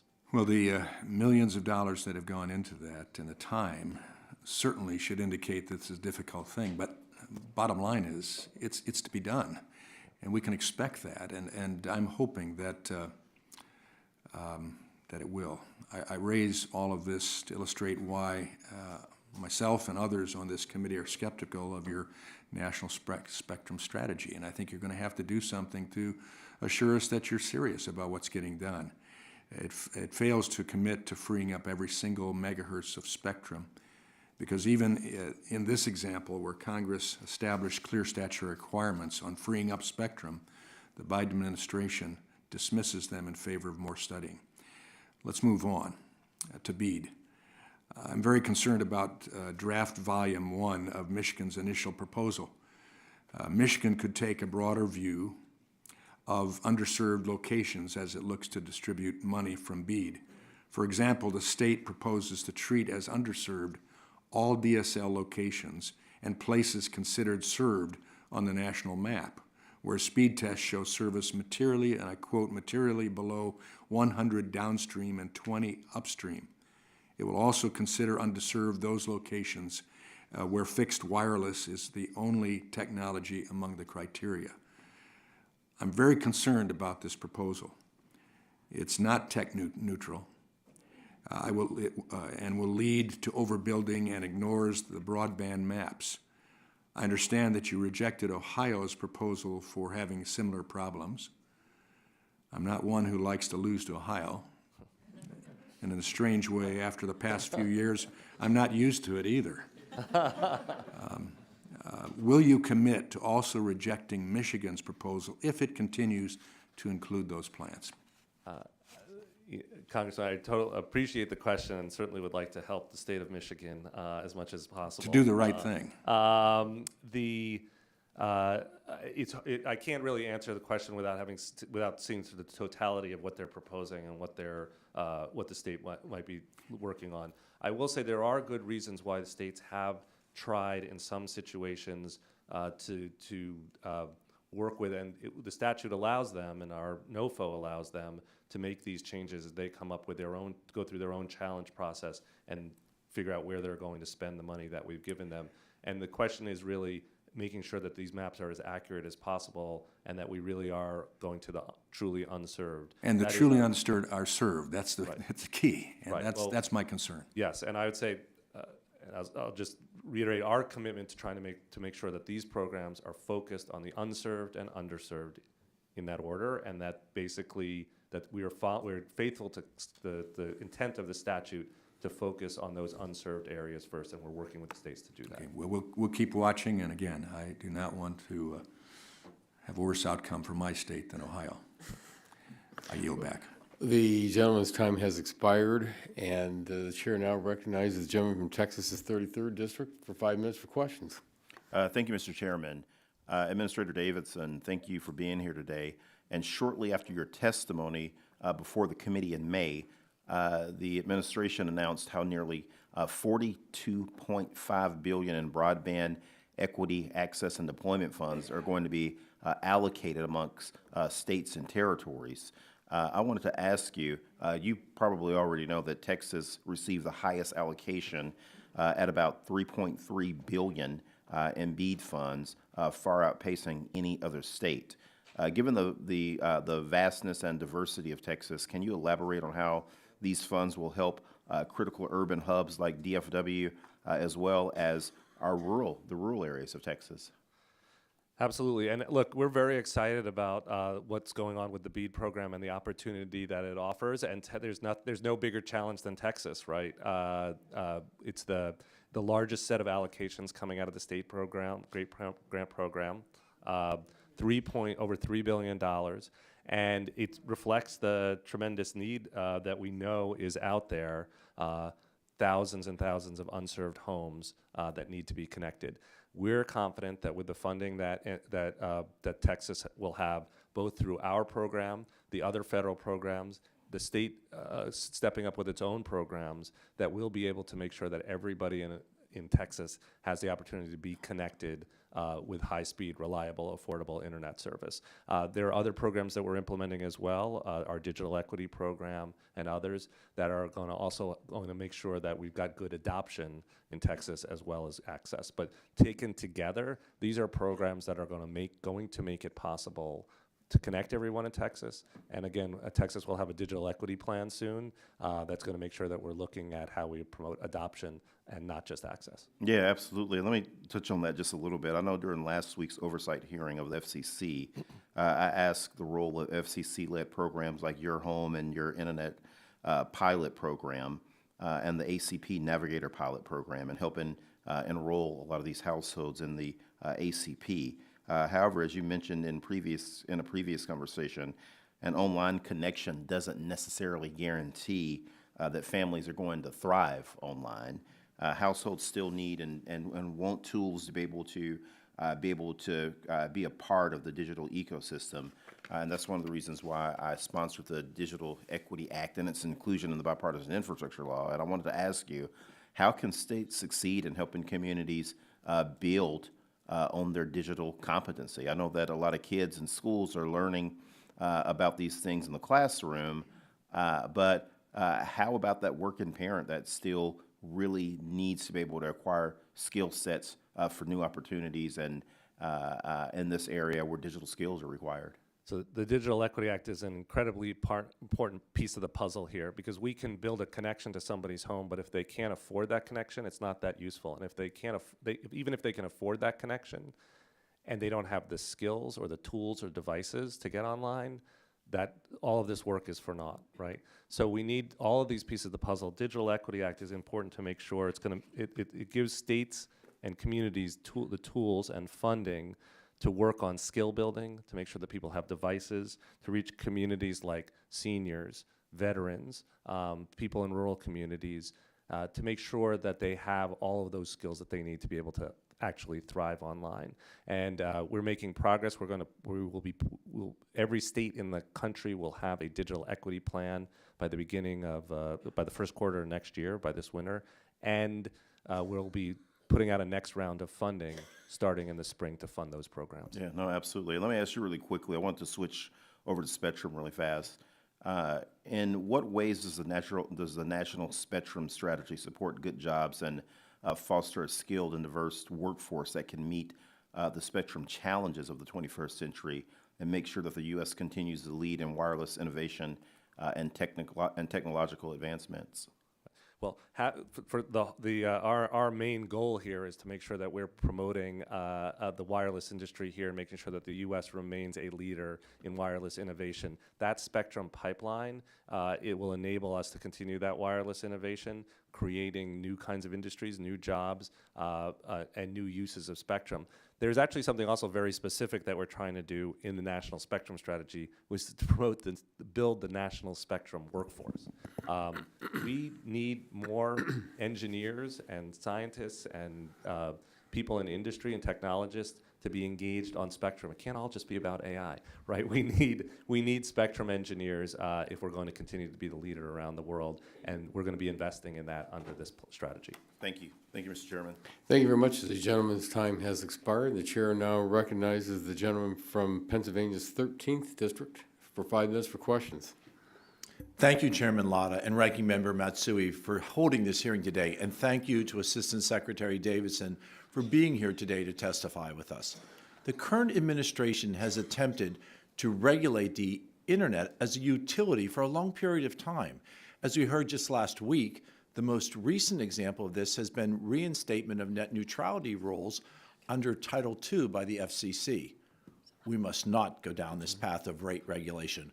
We must not only understand that we need a free market, but we need the innovation. For my rural constituents who are ultimately might not be able to receive Internet access, these would be onerous utility-style regulations. Mr. Davidson, I'm very concerned that the affordability requirements in the BEAD NOFO and the pressure that NTIA is placing on states to include affordability requirements in their state plans will result in rate regulation, which is contrary to the IIJA and will wind up causing the program to ultimately fail. Can you please reassure this committee that NTIA will not encourage or otherwise attempt to influence states to assign a specific price cap to any broadband tier, freeze broadband prices for a specified period of time, or otherwise regulate the prices of any low-cost or middle-class affordability plan in order to gain NTIA's approval? So, Congressman, thank you for the question. And the statute's very clear. that we are not to engage in rate regulation, and we will not. That is very important to and- me and to this committee. I thank you for that reassurance, Mr. Davidson. Will you commit further that any state BEAD plan that includes price caps, rate freezes, or any other regulation provisions will be rejected by NTIA because approving such a plan, NTIA, as you just stated, would be violating the statute's express prohibition on broadband rate regulation? So the states, we have given states a tremendous amount of flexibility about how they want to implement these rules particularly around the low-cost option. The statute, the bipartisan infrastructure law, requires states to ensure that providers have a low-cost option. We're giving states a lot of flexibility in terms of how they implement it, and some states will choose, they're all choosing very different ways to do it. And our expectation is that we are going to embrace the sort of laboratory of democracy, let different states approach this in different ways. We are not setting a price at NTIA. We are not setting a national price for broadband. We're not setting rates. Even if that went outside NTIA's express oversight that says that price regulation should not be part of any rollout? Our view is that different states will approach this in different ways. NTIA is not going to set a rate.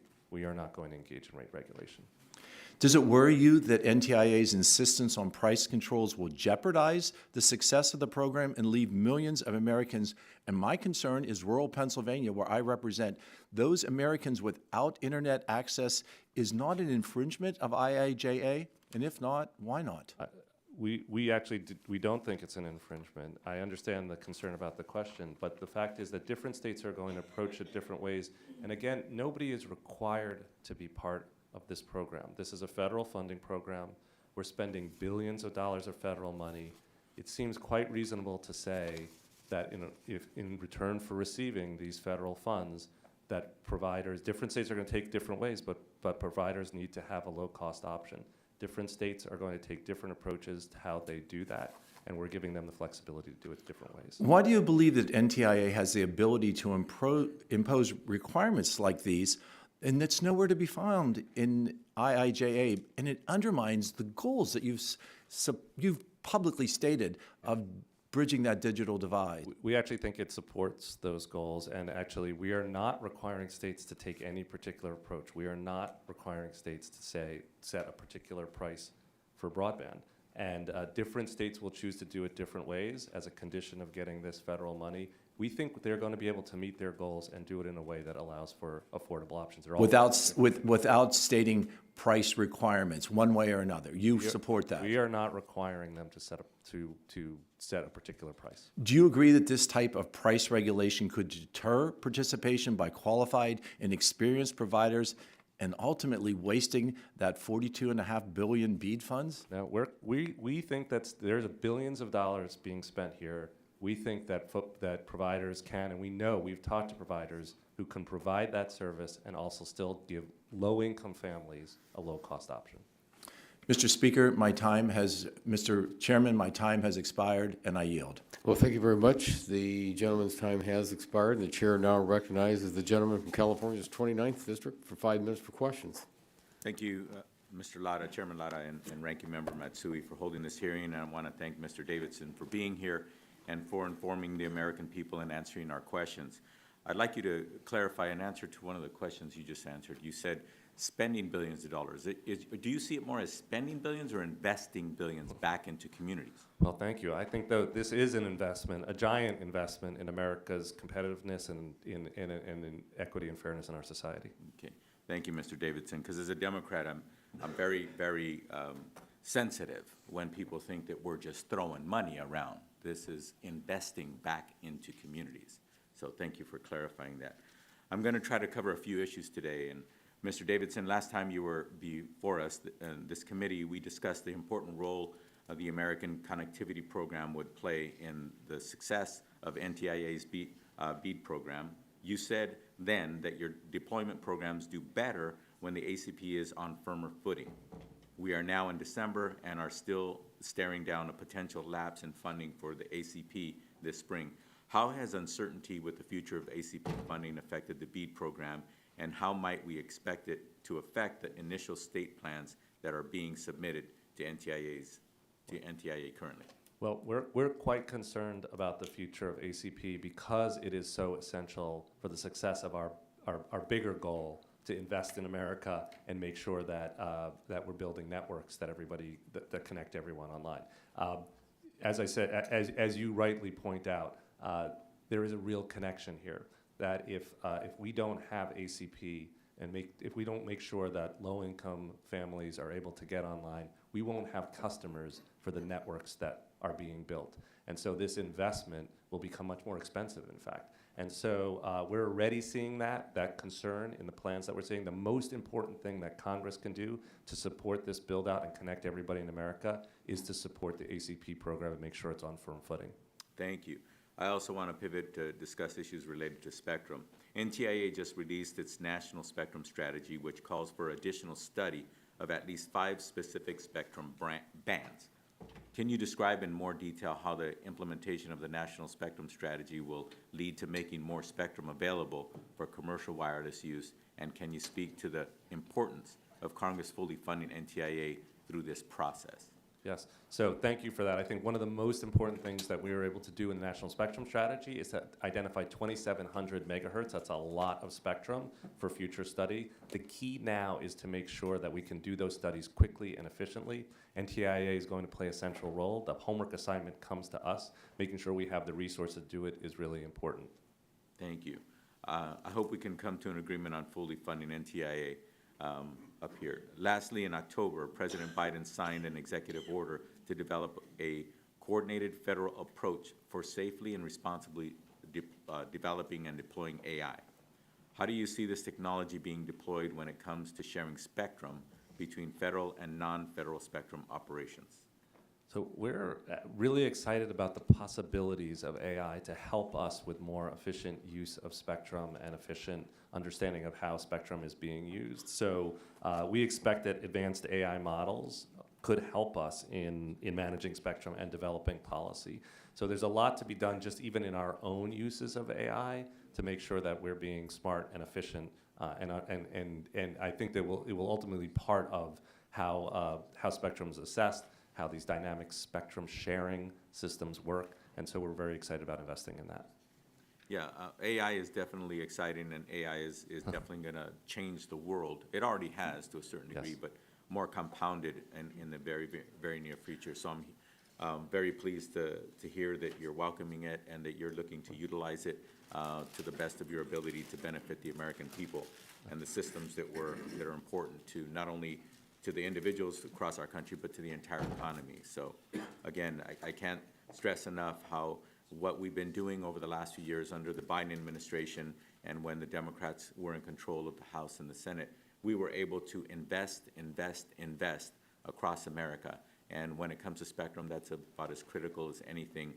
Again, spectrum wasn't something that people talked about 30, 40 years ago, but it's here today. And it truly is the way for children to be able to have access to learning, the way small businesses and large businesses can actually excel and employ and grow. These are the kinds of things that are important to us, and that's why we've done all the great things we've pushed forward, and we're looking forward to people of America benefiting from that. Thank you very much. Thank you. I yield back. The gentleman yields back, and the chair now recognizes for 5 minutes the gentleman from Ohio's 12th District for 5 minutes for questions. Thank you, Mr. Chairman, and thank you, Assistant Secretary Davidson, for being here today. I recently met with an electric co-op in Ohio that covers much of my district. When I asked them if they would be trying to get BEAD dollars to expand their broadband network build out, they told me no. At first, I was surprised to hear this. BEAD is an opportunity every provider should be excited about. But I was told the funding's red tape makes the program less appealing. This specific provider and many across the nation already own an expansive network of utility poles, and their build-out requires them to simply run the fiber to their existing poles. They are not interested in expanding their broadband footprint in rural communities with BEAD dollars in my district because your agency would require them to conduct an environmental review on every single utility pole they run fiber to, Keep in mind that these poles already exist and have been in the ground for years. This seems like a great way to keep rural electric co-ops from accessing BEAD dollars. Can you explain to me why a costly environmental review for poles that have been in the ground for years is necessary? So, first of all, let me just start by saying we know we're only going to succeed if we can get all hands on deck. This is a pretty big project, and we want a variety of providers, like the providers you're talking about, to be part of the program. So we've worked hard to try to make that possible. I actually would love to hear more about that specific example and to get back to you, and I'd be glad to talk directly with your staff and team about it. I don't know the specifics of the environmental review that you're talking about. I know that we are quite concerned about permitting. We've got a whole project that we've spun up around making sure that permitting processes are going to be, we can do everything that is in our power to streamline them. I'd like to see whether there are possibilities for something that we could do that would make the program more attractive to the kind of provider that you're talking about. Okay, thank you. Appreciate your willingness to do that. Would you support congressional actions that would allow for NTIA to grant waivers in circumstances where providers are using existing poles to build out the network? Again, I need to understand the specifics of that example, but we're hard at work. We've just spun up a whole permitting team, in fact, to try to think about whether there are ways that we could streamline those kinds of approvals. Okay, thank you very much. Given the number of projects that will likely require environmental review, and you've touched on this, I'm worried about review timelines being extended. Right. Can you tell me what your agency is doing to prepare for this increased volume of reviews and what your plan is to expedite the environmental review process? So I'll just say it's a terrific question because it's a really important issue that we've known is coming. And it's not here yet because the big spend particularly in the BEAD program is coming, is going to be a year or two away at least. But we have heard from industry, not just industry, we've heard from a lot of stakeholders in this community that one of the big challenges we're going to face is the timelines around permitting. So we are really eager to do what we can. As I said, we spun up a group to look at it. We're focused first and foremost on the federal permitting pieces because that's what's in our control, working with the state, the federal land management agencies that do a lot of this, trying to make them understand what the timelines are going to be like, what the heat map looks like, where they're going to face real surges. And then we also have asked, and we're working with states to make sure that their broadband plans include a permitting strategy. Okay, thank you. My final question, as you can imagine, demand for qualified broadband technicians and telecommunications workers is about to quickly increase. If we want BEAD networks to be built out quickly, a well-trained workforce pipeline will be required. The Infrastructure Investment and Jobs Act authorized BEAD funds to be used for workforce development. Do you agree that it is important that states submit robust workforce development plans as part of their proposals to the NTIA? And what are you doing to make sure this requirement is addressed by each state as part of their deployment plans? Absolutely. So it's a terrific point. Like the permitting one, we know that one of the giant challenges that's going to face us in doing these build-outs is the workforce. Do we have, as I mentioned, over 100,000 new jobs being created? Do we have the people to fill them? And can we make sure, and this is a huge opportunity for community colleges and training programs all across America, in Ohio, to be training this workforce knowing that these jobs are coming. We've required that states include it as part of their plans. We have a team that actually goes through and is looking at every plan specifically to see what does that workforce plan look like. $800 million going to the state of Ohio, almost $800 million. We're hopeful there'll be a good workforce planning component to it. Thank you so much, and I look forward to working with you and your staff. Thank you. The gentleman yields back, and the chair now recognizes the gentlelady from Illinois' 2nd District for 5 minutes. Thank you, Chair Latta and Ranking Member Matsui for holding this morning's hearing, and I want to thank Assistant Secretary Davidson for his testimony today. While NTIA's program and policymaking focus largely on expanding broadband internet access and the use of spectrum by all users, it has taken on new responsibilities as it relates to artificial intelligence. Specifically, in addition to taking on some of the policy questions coming out of President Biden's executive order on AI, NTIA has launched a request for comment to advance its efforts to ensure AI systems work as claimed and without causing harm. Assistant Secretary Davidson, I also think it's critical that we have an AI accountability ecosystem, which is why I joined Reps Josh Harder and Obel Nolte in introducing the AI Accountability Act. The bill, which has since been approved by this committee on a 50-0 vote, will require NTIA to issue a report and conduct a study in consultation with stakeholders on AI accountability measures for AI systems. Given this bill and NTIA's request for comment, are there any policies that you expect are needed to support the development of audits, assessments, and other mechanisms to build an AI accountability ecosystem? Thank you so much for the question. I think it's spot on, and actually we're quite interested in this question. AI is driving so many important decisions in people's lives. We need to make sure that these systems are actually working the way they are intended or the way that they say that they're working. So, for example, if somebody represents that a new machine learning system is, is keeping people's data private, is secure, is not biased, how can we test to make sure that that's true? And that is the project it's actually a project that we're already hard at work on. And you mentioned this, we put out a request for comment on these issues and the questions of, how do we assess AI systems going as they're being deployed? How do we do audits on the back end? It's kind of like how we've done it in the financial audits and the financial accounting system. How do we make sure, like a financial statement, that there's an AI audit capability?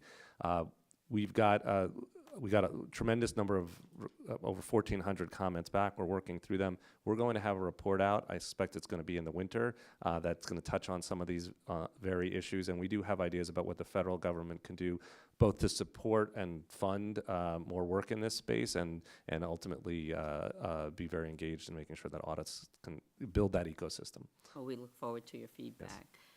Another issue that is dear to me and my constituents and millions of Americans is gun violence. My district, like so many of my colleagues, is no stranger to the gun violence epidemic. In fact, just this morning, the Washington Post reported the U.S. surpassed the 2006 record for highest number of mass killings with a gun, in which 4 or more victims were killed. The First Responder Network Authority, or the FirstNet Authority, which is overseen by your agency, plays an important role in first responders' ability to react to mass shootings as the nation's communications network dedicated to emergency responders and the public safety community. Your written testimony mentions the FirstNet Authority has surpassed 5 million connections, evidence that demand continues to grow for these critical emergency services. What is NTIA doing to ensure FirstNet Authority has all the resources it needs to meet the growing demand? I'm so glad you mentioned it. FirstNet has been a real public-private partnership success story. As you indicated, this is the network that we work with the FirstNet Authority, we oversee the FirstNet Authority in making sure that they've got connectivity for first responders. And it's incredible, over 5 million first responders are now on the network. This is a network that 6 or 7 years ago didn't exist, right? 27,000 fire departments, police departments, public safety agencies are now signed up to be part of FirstNet. So making sure that FirstNet continues to thrive is a high priority for us. We're continuing to support them. Got dynamic new leadership over there. I think one thing that Congress could do that'll be really important is making sure that we reauthorize FirstNet. We'll have to do that by 2027, and we don't want to wait. I think it's a network that's really succeeding, and you see it every month. A fire, a hurricane, a flood. They are there to help our first responders. Thank you so much, and Mr. Chair, I yield back. Well, thank you very much. The gentleman yields back, and the chair now recognizes the gentleman from Georgia's 12th District for 5 minutes for questions. Thank you, Mr. Chairman, and Assistant Secretary Davidson, thank you for being here today. I just heard your comments to Congressman Joyce, and I'd like to follow up on that. Will NTIA permit a state to rate regulate, yes or no? We're giving states a lot of flexibility about how they approach these issues. So yes. Well, I think it depends on what you mean by rate regulation. And I think we would say that we're giving states flexibility to set the low-cost option the way they want to. Well, that's shocking. Anyway, the FCC found in its Spectrum Frontiers report an order that, quote, the 37 gigahertz band presents a number of opportunities because other than the limited number of existing federal uses that need protection, the band is greenfield. There are no existing non-federal operations, terrestrial or mobile, 7 years later, your national spectrum strategy identified this band as worth additional study. For the United States to compete with China, we need to start taking action to repurpose spectrum rather than study the same bands over and over. What is your plan to provide certainty that some of the spectrum bands identified in the National Spectrum Study will be reallocated? So NTIA will be leading these studies. It's really quite essential that we make sure that we're providing a pipeline, as you indicate, to make sure that we can compete on the global stage with China and others.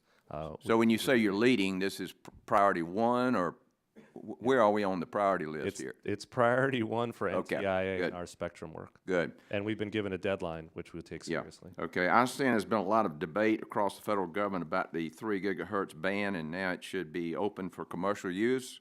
The National Spectrum Strategy contemplates studying this band, even though the DoD paths report completely closed the door on it. Is the inclusion of the 3 gigahertz band in the National Spectrum Strategy a recognition there are problems with DoD paths report? Administrator Davidson, why didn't you include the 4 gigahertz band in the National Spectrum Strategy? Since there are 2 questions there, I think on the paths report and lower 3 gigahertz, we felt this band was too important to give up on. And it is true, the DoD study, the lower 3 gigahertz study that they produced, looked at a very specific question: could we use the band right now? And the answer is no. Right now, they do not see a way forward in that, and we think their technical work in that area is strong. However, it was a limited study because it did not look at some of the other questions about what would it take to share, and also the question of if we had funding to relocate a system, could we use part of the spectrum? Okay. And that's what we're going to study. Let's talk about the BEAD labor issues. The only labor requirement in the IJA for the BEAD program is for companies to certify that they are following federal labor and employment laws and to certify they will remain in compliance with them.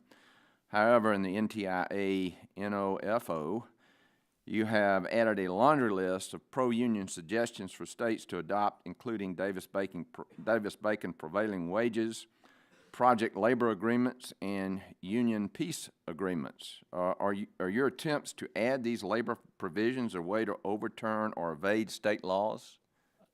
No, sir. I think our belief is that the only labor requirements that we're putting in are our compliance with current federal law.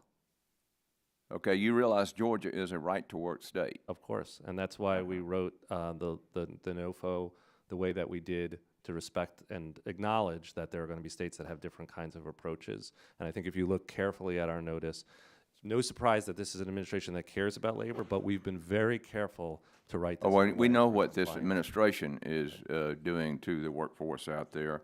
There are dozens of states whose state law expressly prohibits project labor agreements.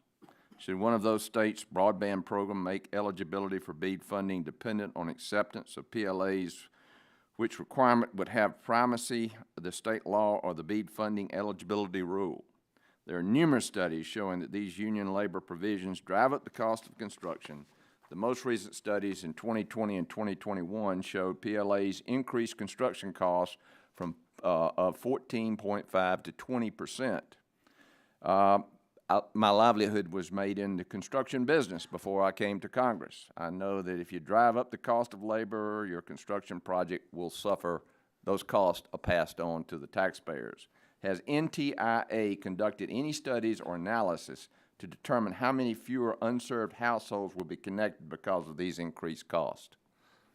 Congressman, I don't have any of that particular kind of data. Our belief is that these are not programs that should be driving up costs. We know there are going to be a lot of different kinds of. So where's the accountability? Well, pardon me, the gentleman's time's expired, and the gentleman would like to follow up. I'm sorry, I was having so much fun there. Okay. And thank you, sir. Well, thank you very much. And I'll follow up some questions I'd like you to answer. The gentleman's time has expired, and the chair now recognizes the gentlelady from California's 16th District for 5 minutes for questions. Well, first, let me thank you, Mr. Chairman, and our ranking member, Mrs. Matsui, for holding this important hearing. And Alan, it's wonderful to see you. It's nice. It always is. It always is. And I want to compliment you on your answering members directly in a very direct way, but it's conversational. If there's anyone watching this hearing from home, what you say is understandable. And I think that that's causing some excitement across the country about what is going to be taking place in their communities. So bravo to you. Two quick things off the top. On the ACP, this is 22 million Americans that, unless Congress funds this program, are going to be getting a letter that says you no longer have any internet. And I think it's important for each member of this committee to know who's in there, how many people they have in their congressional district that are going to be cut off. This is a responsibility of Congress. This is not some novel,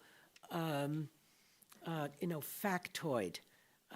22 million Americans is a lot of people. So can you do that? Can you advise each member of this committee how many constituents they have that will lose their connections unless this is funded? We have a lot of that data, and I think first of all, it's an Great. incredibly important point, and I'll tell you, there are 2.7 million households in California. Uh-huh. Well, I that get want to know how ACP many are in today. mine, too. So, we'll work But on I'm the district. not gonna I've work got on the cutting it state off. data for you today. Great, okay. But I think it's a terrific point, and I think the key point to know is that 22 million households, many of them, they are distributed all across America. They're in every congressional district, and a lot of them are in rural areas, and they're also the other pieces. We're only going to succeed in our broadband build-out if we continue to have this support Good. for them. Well, thank you. On national spectrum policy, and you talked about, how this is a whole-of-government approach. You're working with agencies, developing good partnerships with your brothers. You left out your sisters, I noticed. It's the only flaw today so far, Alan. If you don't agree with an agency, who has the final say-so?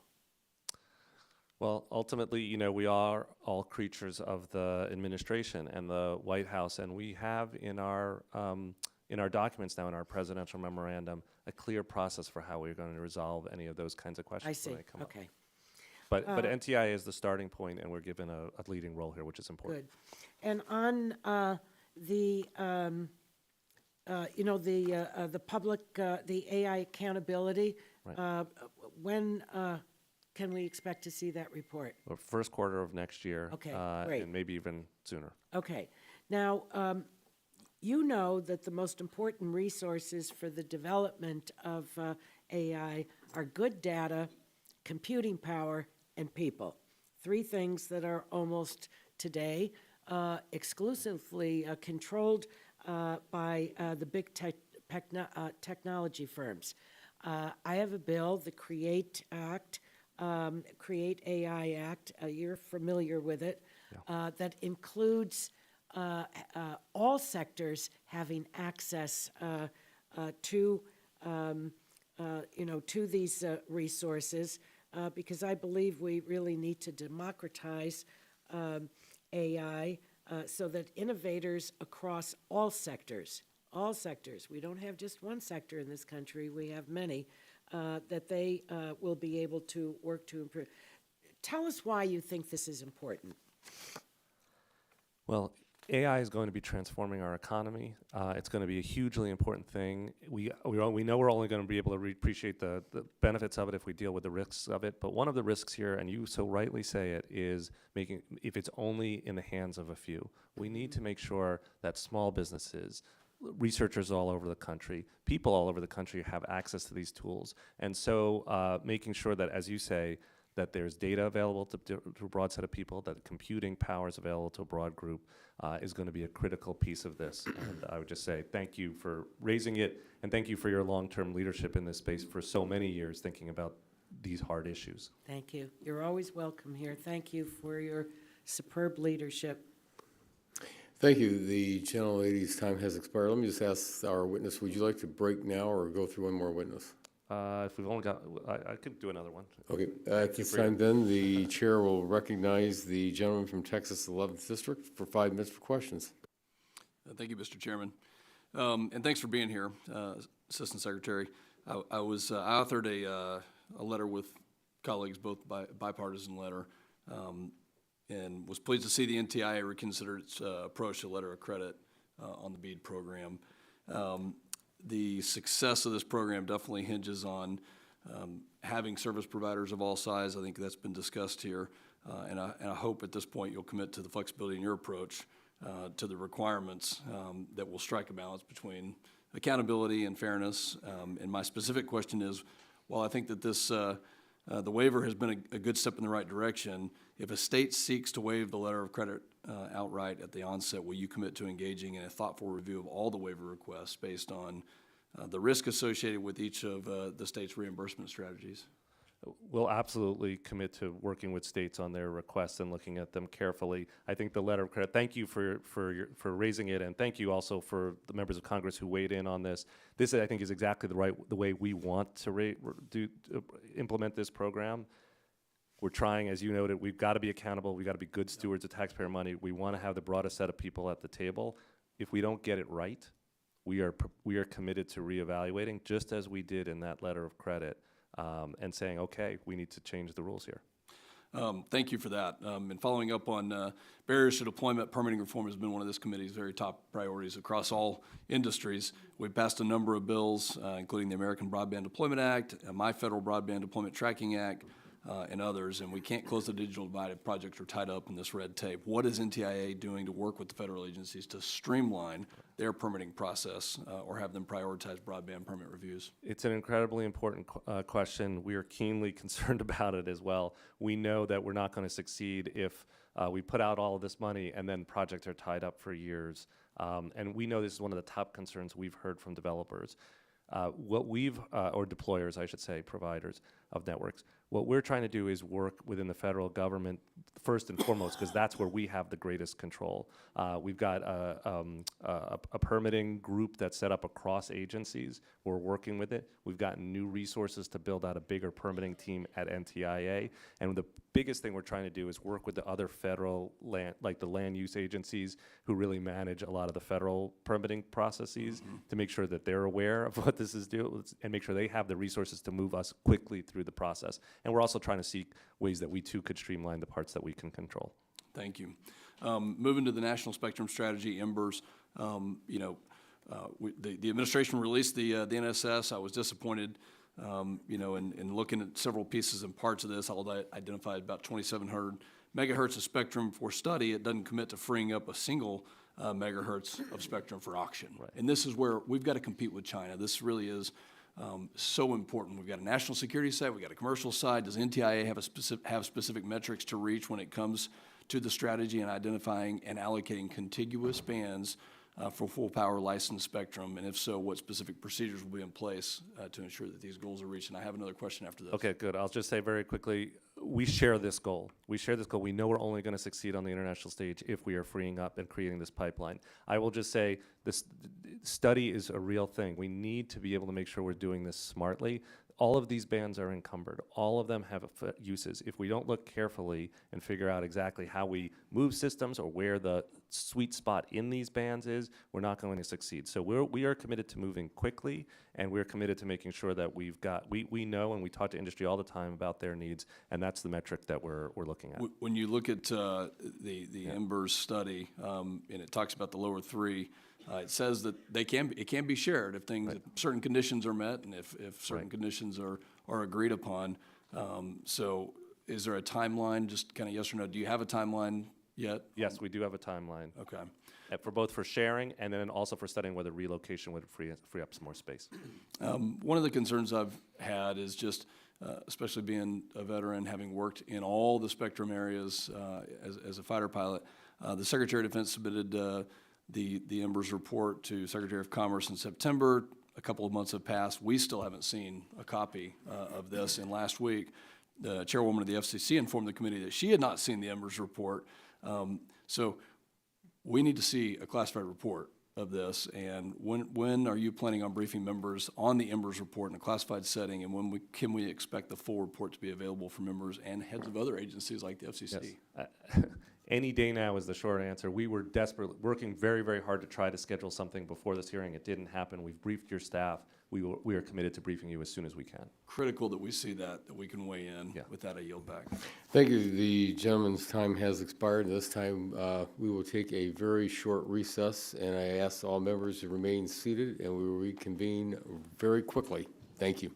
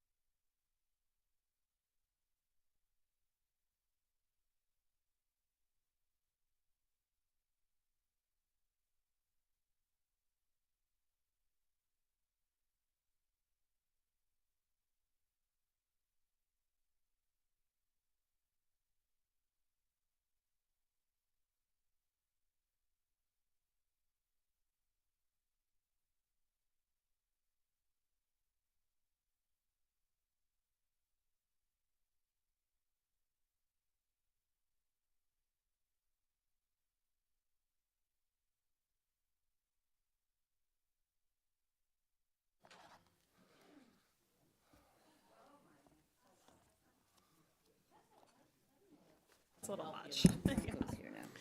Well, thank you very much. The subcommittee will reconvene, and at this time, the chair will recognize the gentlelady from Michigan's 6th District for 5 minutes. Thank you, Mr. Chairman. Thanks for having this hearing, and to the ranking member, and it's great to see you. And I'm going to get right down to questions. You're doing a great job. We really need to do a lot of stuff, and I'll save the flowery and go to questions. I want to start with broadband equity access and the deployment, the BEAD program. In Michigan, almost 500,000 households are underserved or are unserved or underserved by high-speed internet infrastructure, and another 730,000 households face barriers accessing broadband. Approximately 30% of Michigan households do not have affordable, reliable, high-speed internet connection that meets their needs.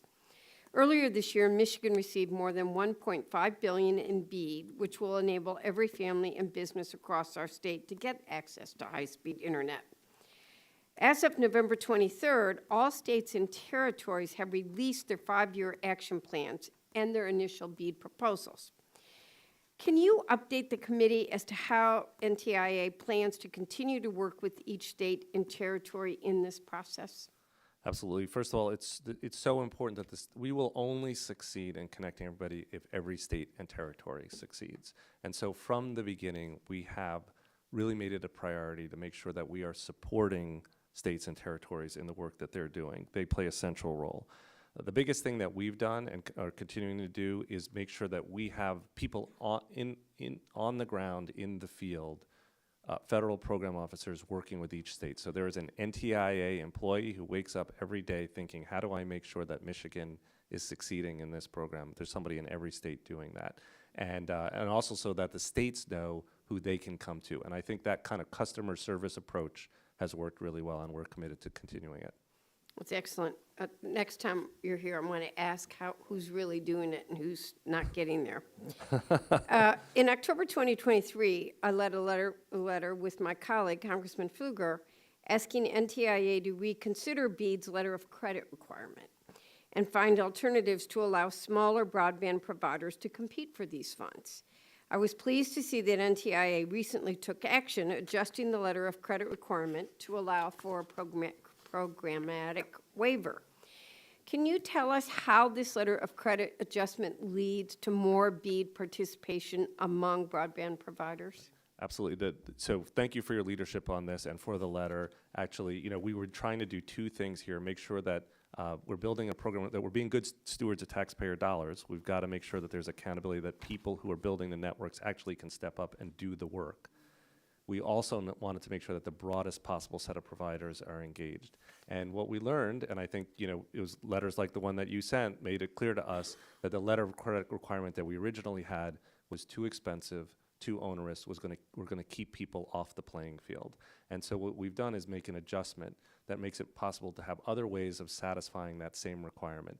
Gives us confidence, that they are going to be able to, the providers will be able to, if they're getting a lot of money, we need to make sure that they can do the work. But it's going to be something that's cheaper and that we know more people will be able to participate. So thank you for your leadership on this. No, thank you. As co-chair of the 5G caucus, I'm acutely aware of the importance of making additional spectrum bands available for commercial wireless use. I was therefore pleased that President Biden recently released a memorandum modernizing spectrum policy and that NTIA released a national spectrum strategy. Spectrum's a key component to advancing 5G in this country, ensuring that we don't fall behind China, Japan, South Korea. Can you tell us how NTIA will accomplish the goals set out in the President's Spectrum Memorandum and the National Spectrum Strategy to ensure that there are adequate spectrum resources for various industry sectors and use cases? Right. Something I care deeply about. Absolutely, and it's so critical, and you've said it so well. It's really about competing well on the global stage, and we can only do that by making sure that we're meeting that spectrum demand from the private sector, as well as meeting the needs of the federal missions. The biggest thing that we were instructed to do was to make sure that we're putting these studies together. The presidential memo from the White House asked for 1,500 megahertz of study. We're actually going to study over 2,700 megahertz of spectrum, and that's going to make a huge difference. Now, the big work is executing those studies, making sure that we're actually putting spectrum into the pipeline, but we now have that mid to long-term path. We know for the next several years where we're going, and I think that helps industry, and it helps us to know what our strategy is.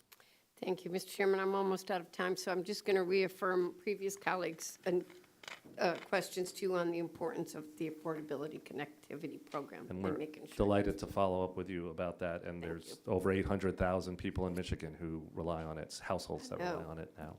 Thank you. I yield back, Mr. Chairman. Thank you very much. The gentlelady's time has expired, and the chair now recognizes the gentlelady from Tennessee's 1st District, 5 minutes.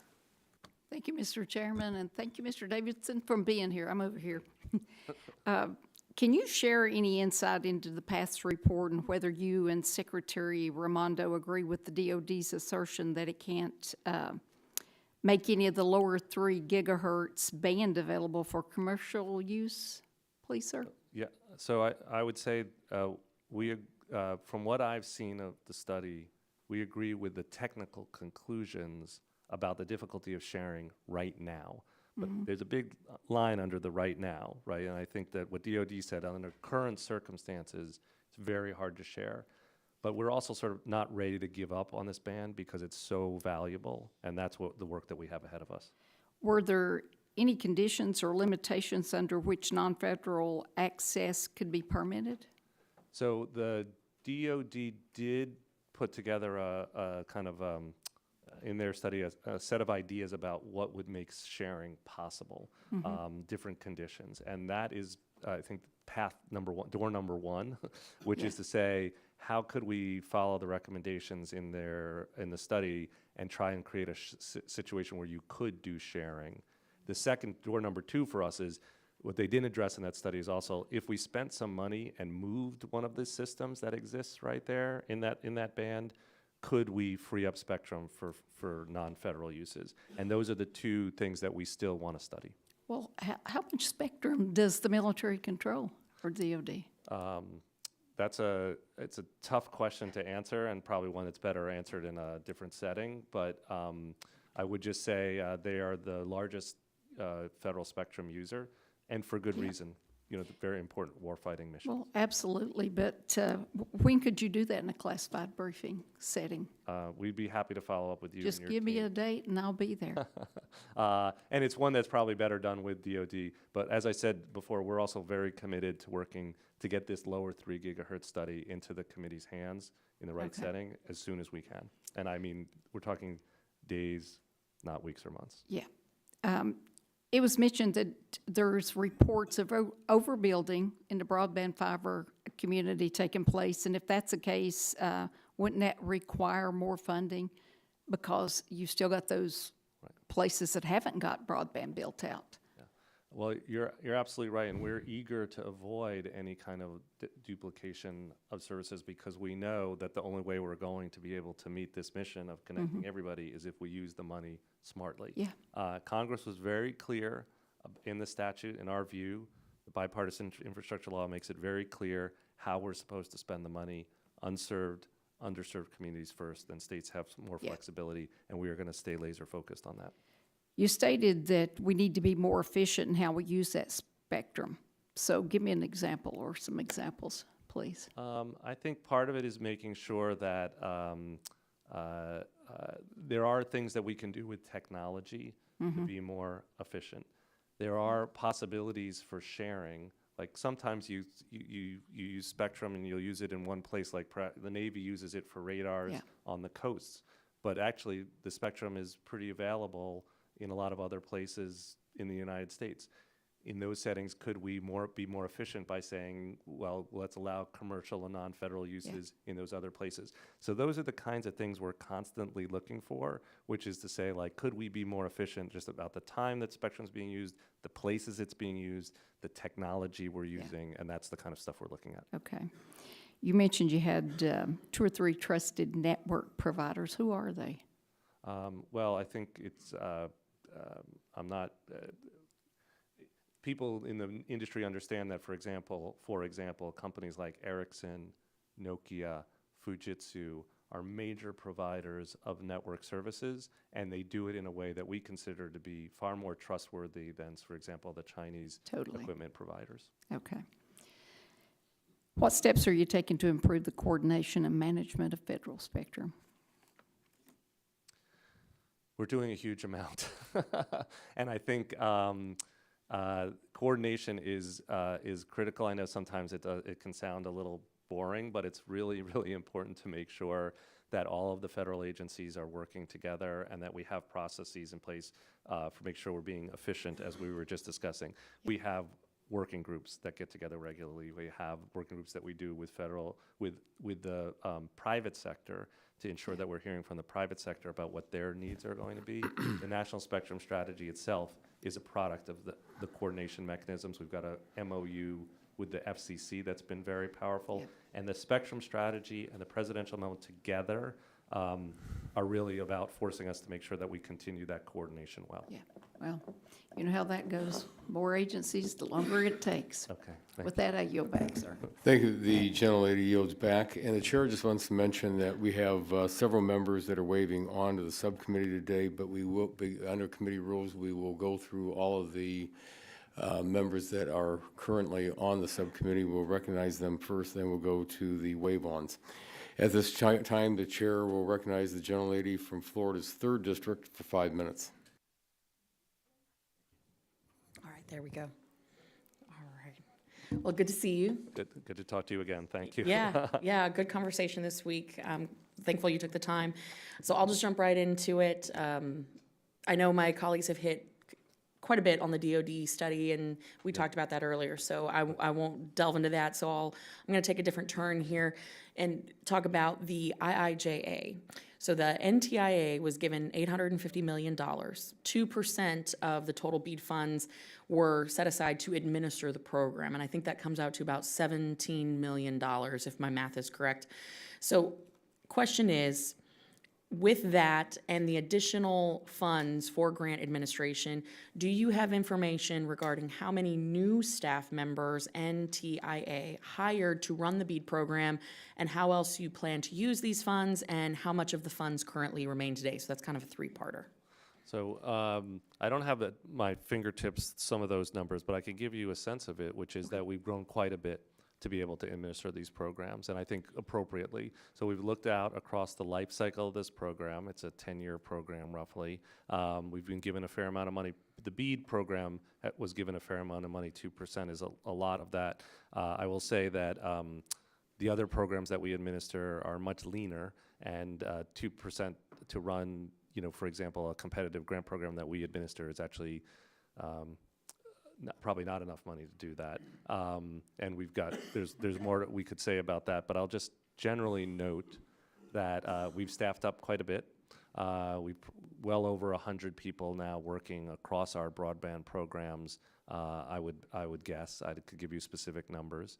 And one of the biggest things we've done is build out that state federal program officer cadre that I was mentioning earlier, that actually is making sure that we have a person for every state, and a state knows who they can pick up the phone and call. And I think that customer service approach has been the biggest thing that we've used the money to build, and I think it's working well for the states. Okay, and actually, for the record, I do have a couple questions in that same line about our state broadband, Florida's broadband office, and some of the accountability measures. So I'll submit those for the record if Terrific. you We're can very get those happy back to us, because I know we're...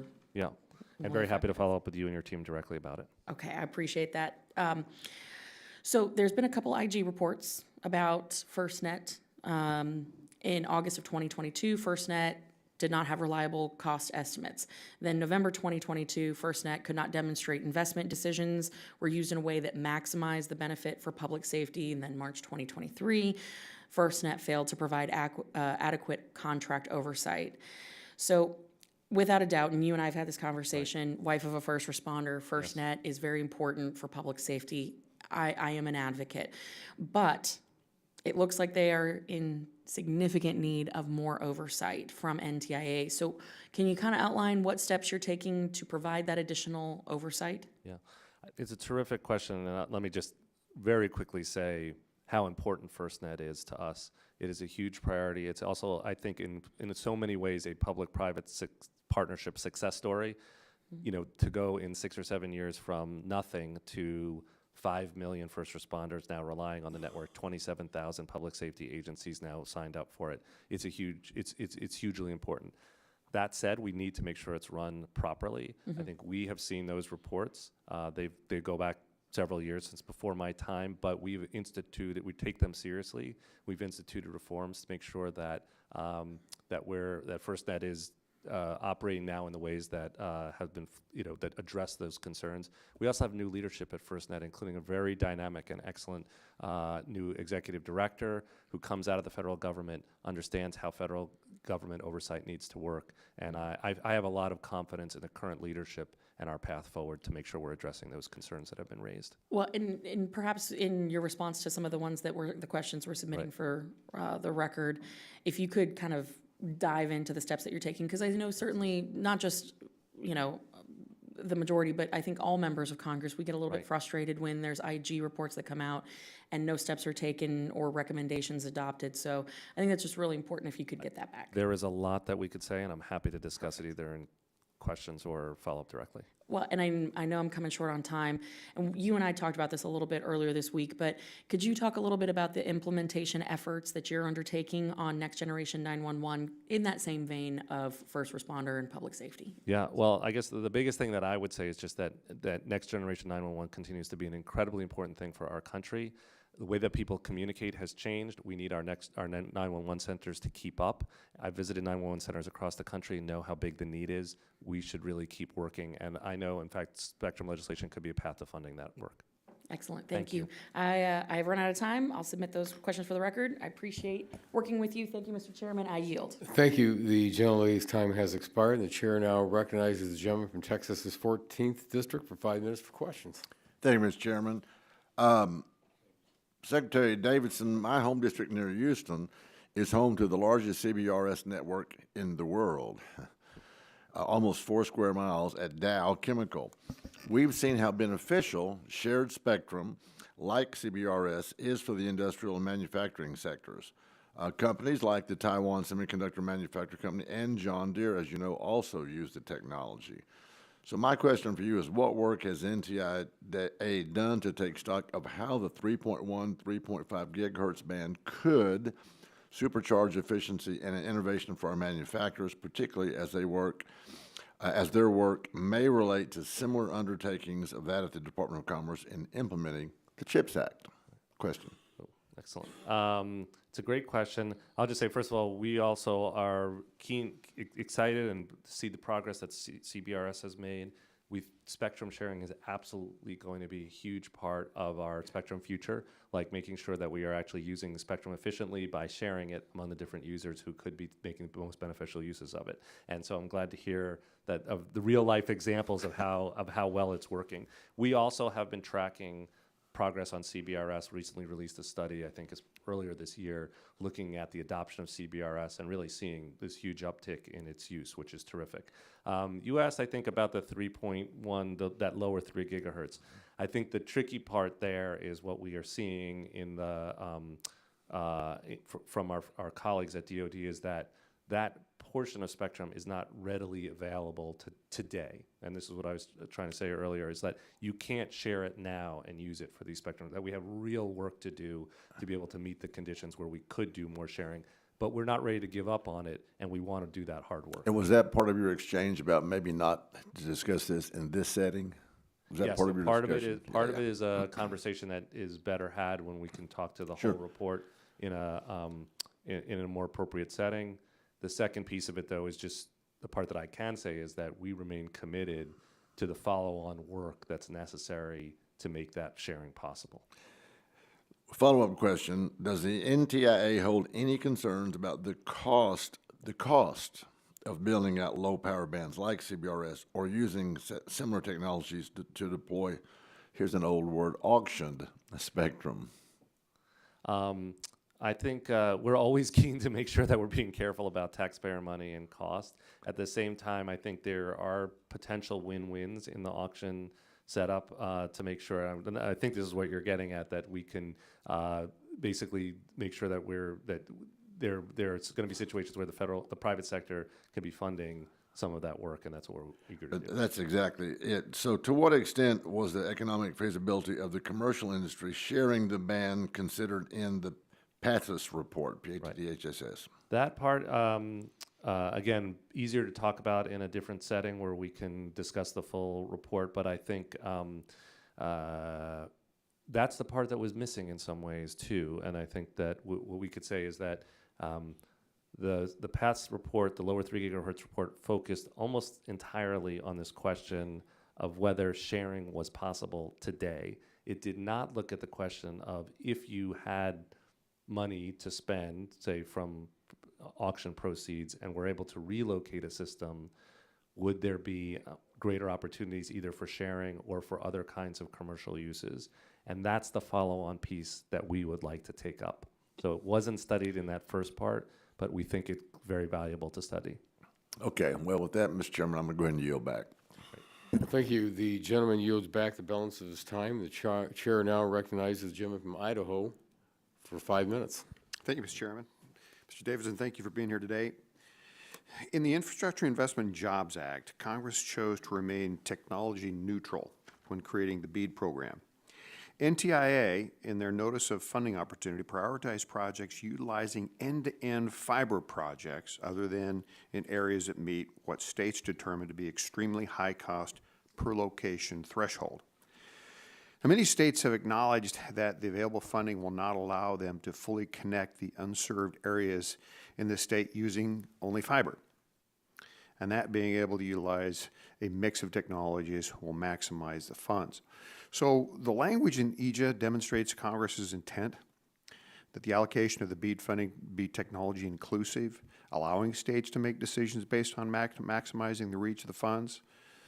But the administration and NTIA have made a clear preference for fiber, is what it looks like to me, in their program rules. So now to the question, can you give us some explanation how NTIA intends to handle state plans that include technologies other than fiber, such as fixed wireless access and so on? Thank you for the question, because it's a very important question, because I will just say we've known from the beginning that we will only succeed in this mission of connecting everybody if we use all available technologies. And while we do think that we want to make sure we're giving every American the best possible internet connection they can get, and in many cases that is a fiber connection, in many situations that's just not going to be possible. And we expect that states are going to have plans that will include a variety of technologies, including fixed wireless and including low Earth orbit satellites, which offer a lot of potential for connecting places that are very, very hard to reach. So just to So we confirm- expect, short answer is we will look favorably on these. We expect that states are going to have plans that have all of these technologies. Okay, so to confirm, states will be permitted to make decisions on the distribution of funds based on their individual situation? Exactly, and there are a set of rules that we lay out about how they do that, and but we always expect it, and the rules are set out in a way that our notice is set out in a way that they can adopt a variety of technologies. Okay, thank you. According to the NTIA Environmental and Historical Preservation Fact Sheet that came out in December of 22, NTIA has indicated that the BEAD environmental review process should take about 3 to 18 months or more, meaning some projects may be significantly delayed in beginning actual deployment activities. So given the routine nature of anticipated deployment activities and urgency to have BEAD projects completed and connect unserved and underserved communities,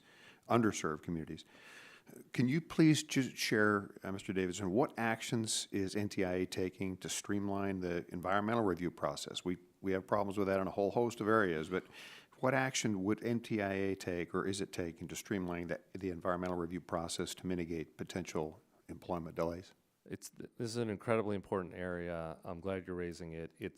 We have heard directly from network providers that one of their biggest concerns is going to be about the permitting processes, and we don't want to spend all this money and then find that it's going to take years longer to deploy the networks.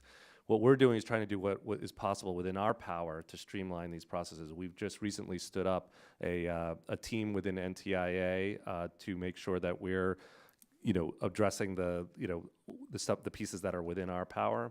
We're working with other federal agencies, particularly the land use agencies, to make sure that they have the resources and that they're streamlining their efforts.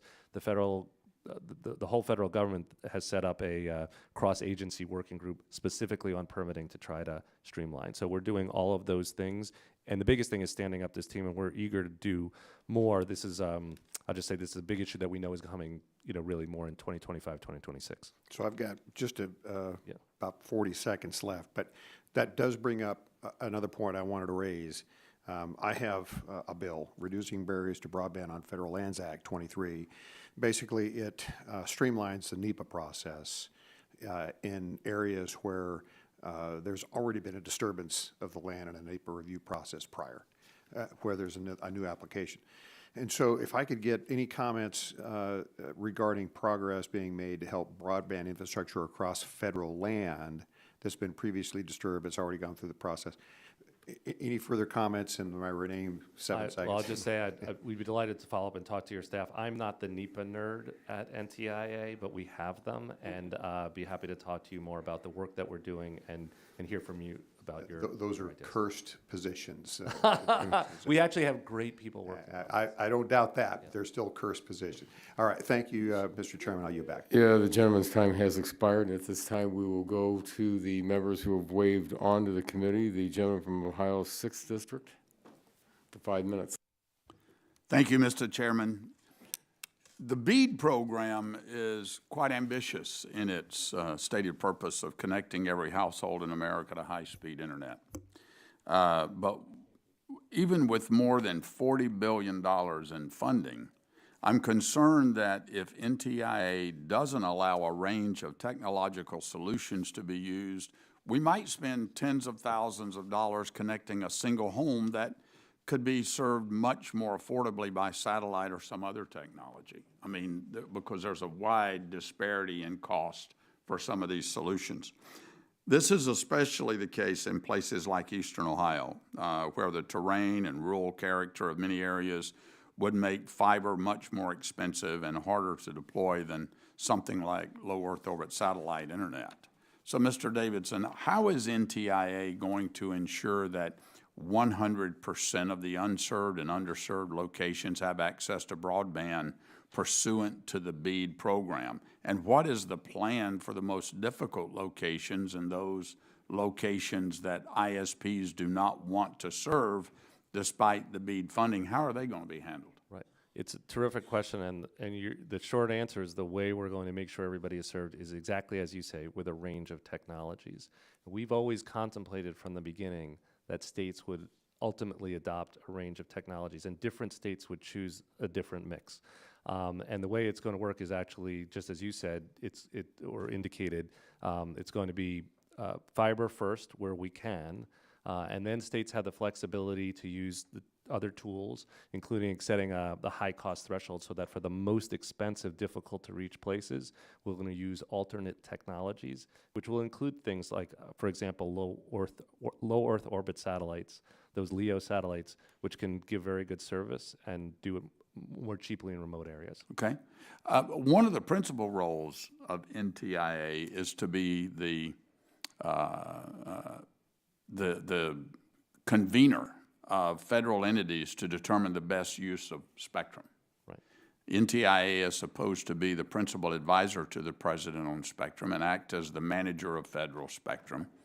I'm concerned that your role in this important job has slipped. Today, DoD seems to be playing an outsized role in spectrum policy. And I'm 27 years in the military, and I was an IT guy there, so I understand how critically important spectrum is to DoD.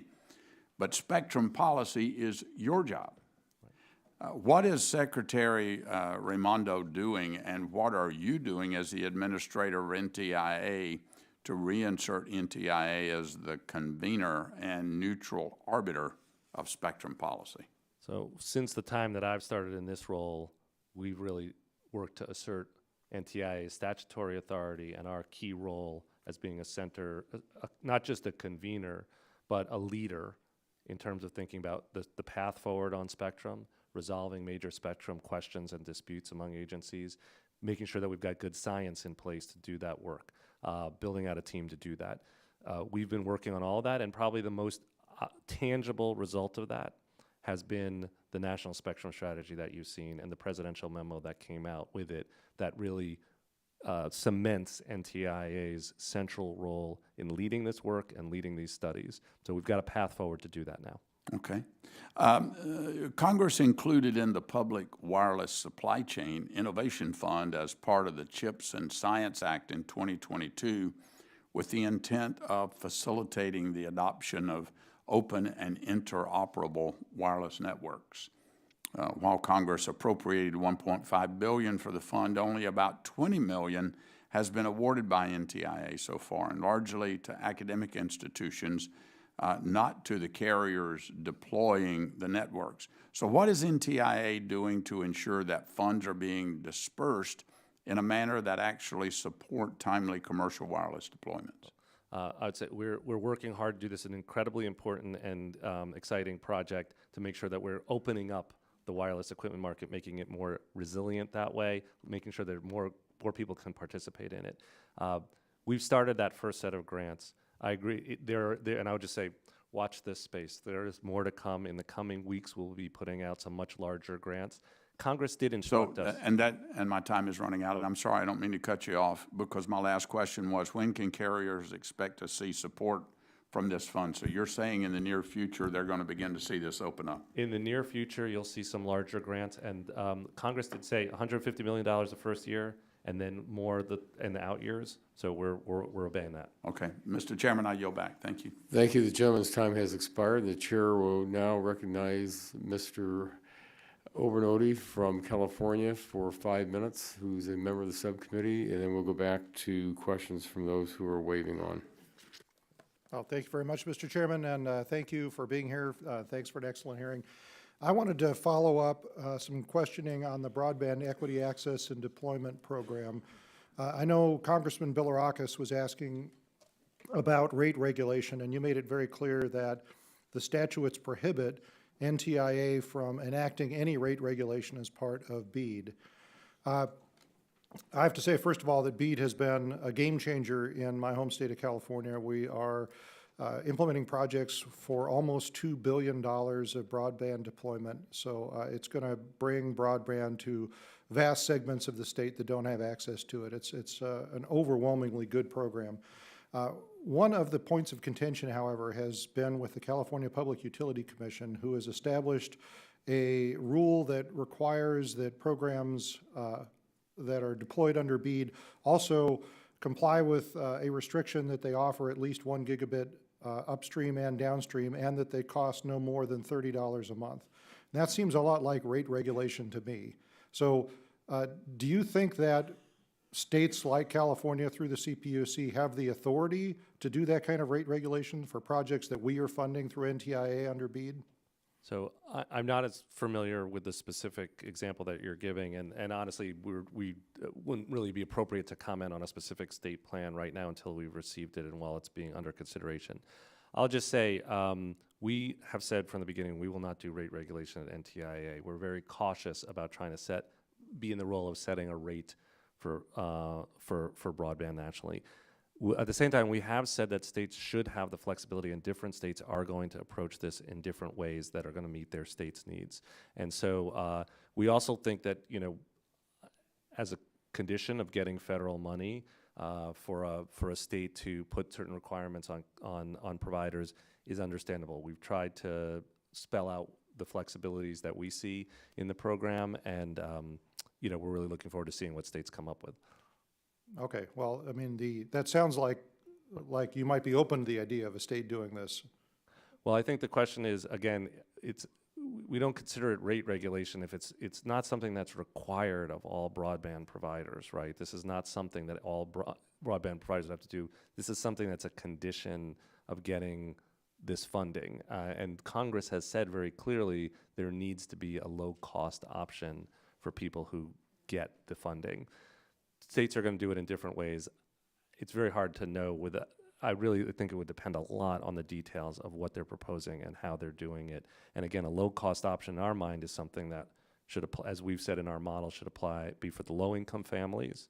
And we've considered the basic tiers of service the ones that are most important. So I just don't know enough about the details of what you're suggesting. All right. Well, I mean, I'd encourage you to look a little bit about that. I'll tell you, Congress was pretty clear when we authorized BEAD that rate regulation was not on the table, that this was not an effort to regulate rates. And I think it's fair that because those are the conditions under which this money is being provided to the states, that requirement applies to them as well.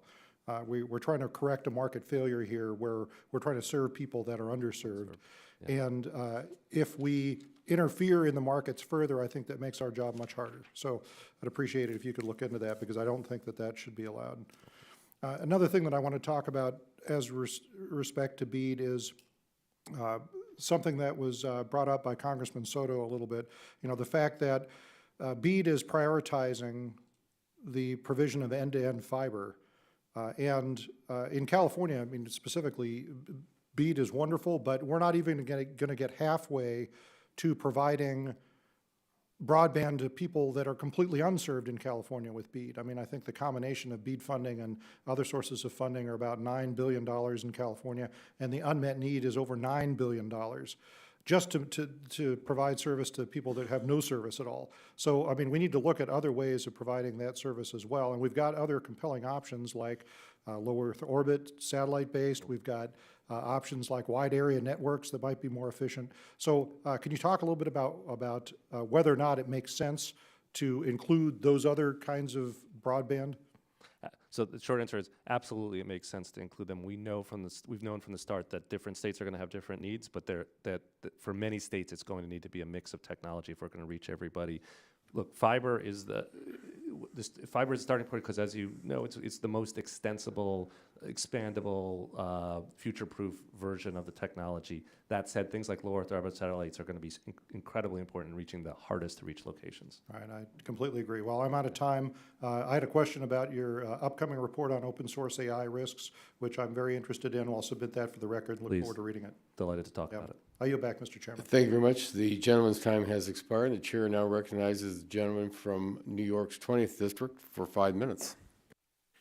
Thank you, Mr. Chair and Ranking Member, for holding this important hearing and for allowing me to wave on. And thank you, Assistant Secretary Davidson, for your excellent leadership of NTIA. Throughout my time in Congress, I've worked hard to champion efforts to bring broadband access to unserved and underserved areas.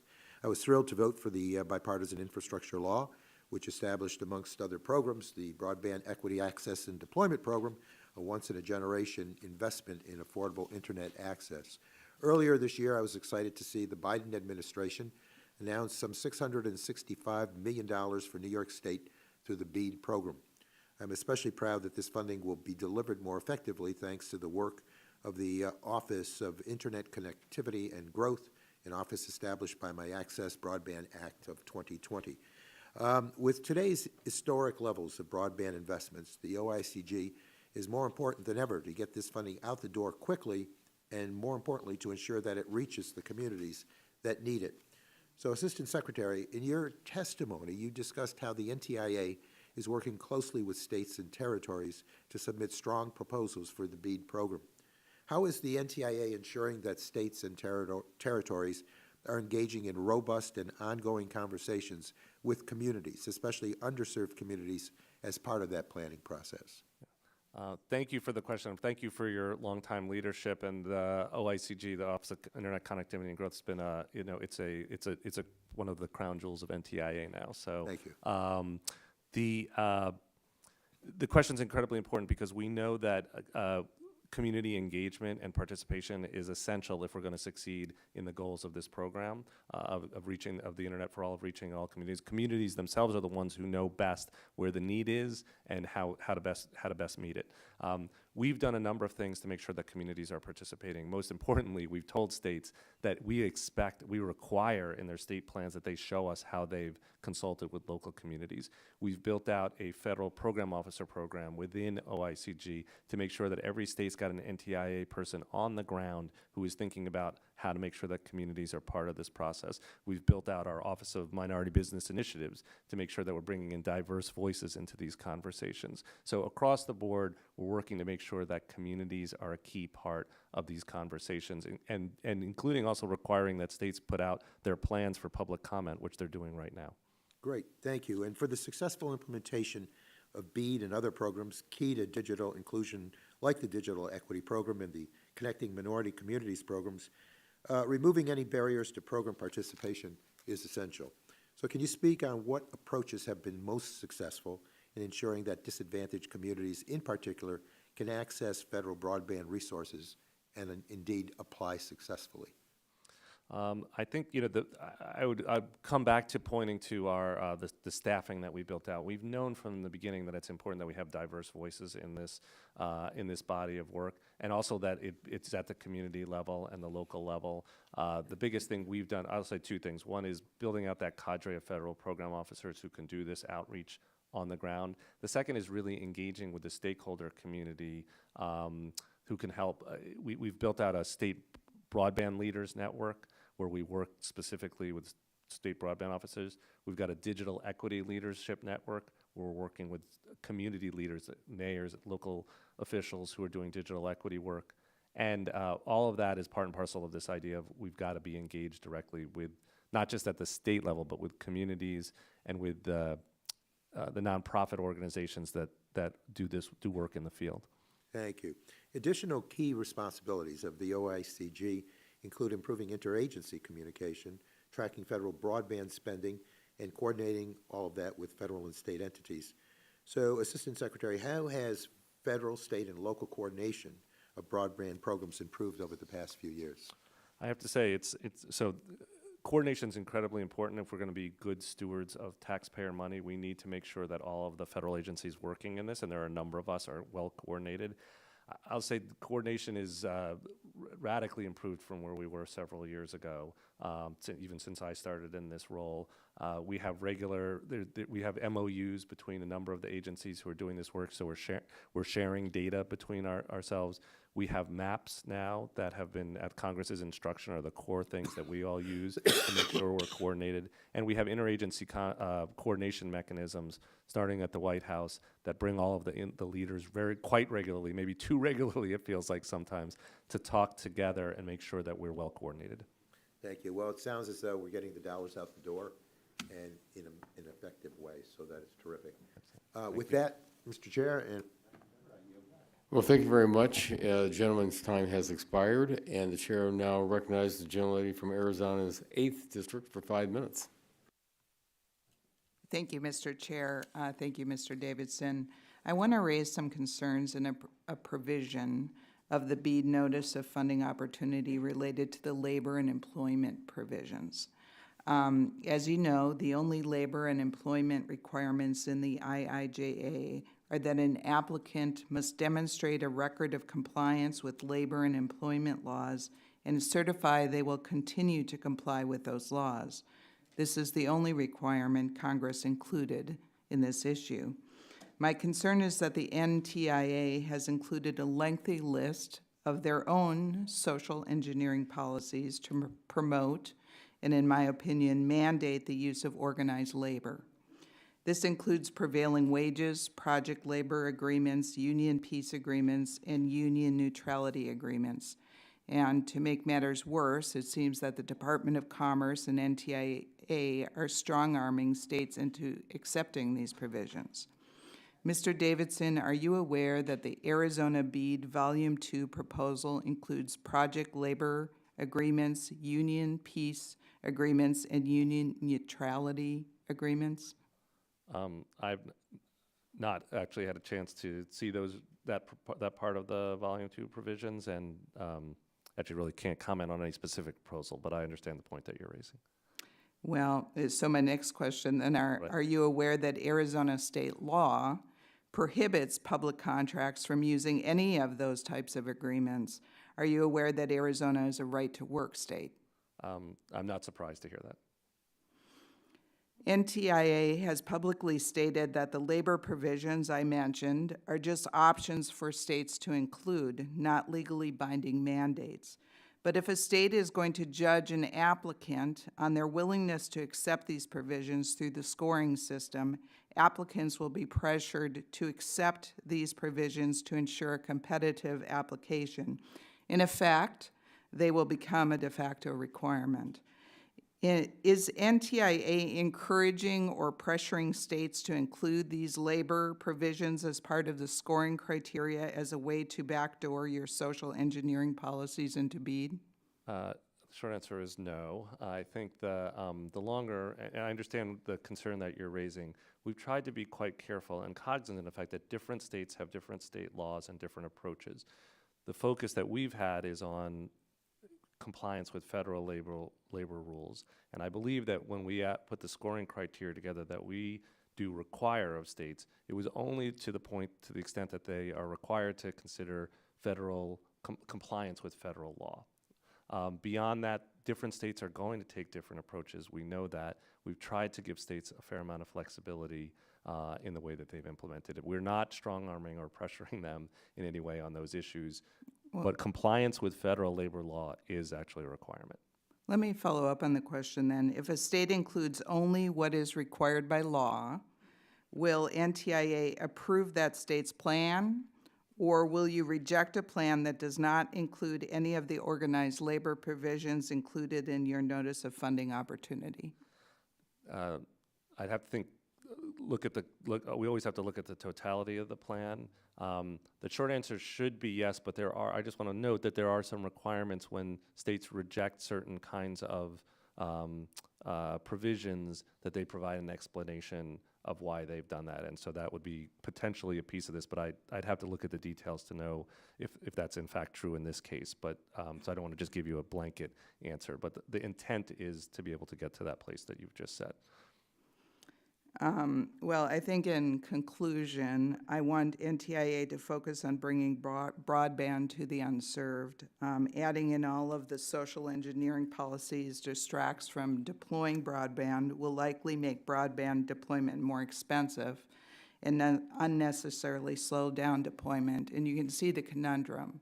Arizona state law says one thing, but if NTIA is going to pressure the states into doing these labor agreements that aren't allowed by Arizona law, it kind of puts us at a disadvantage.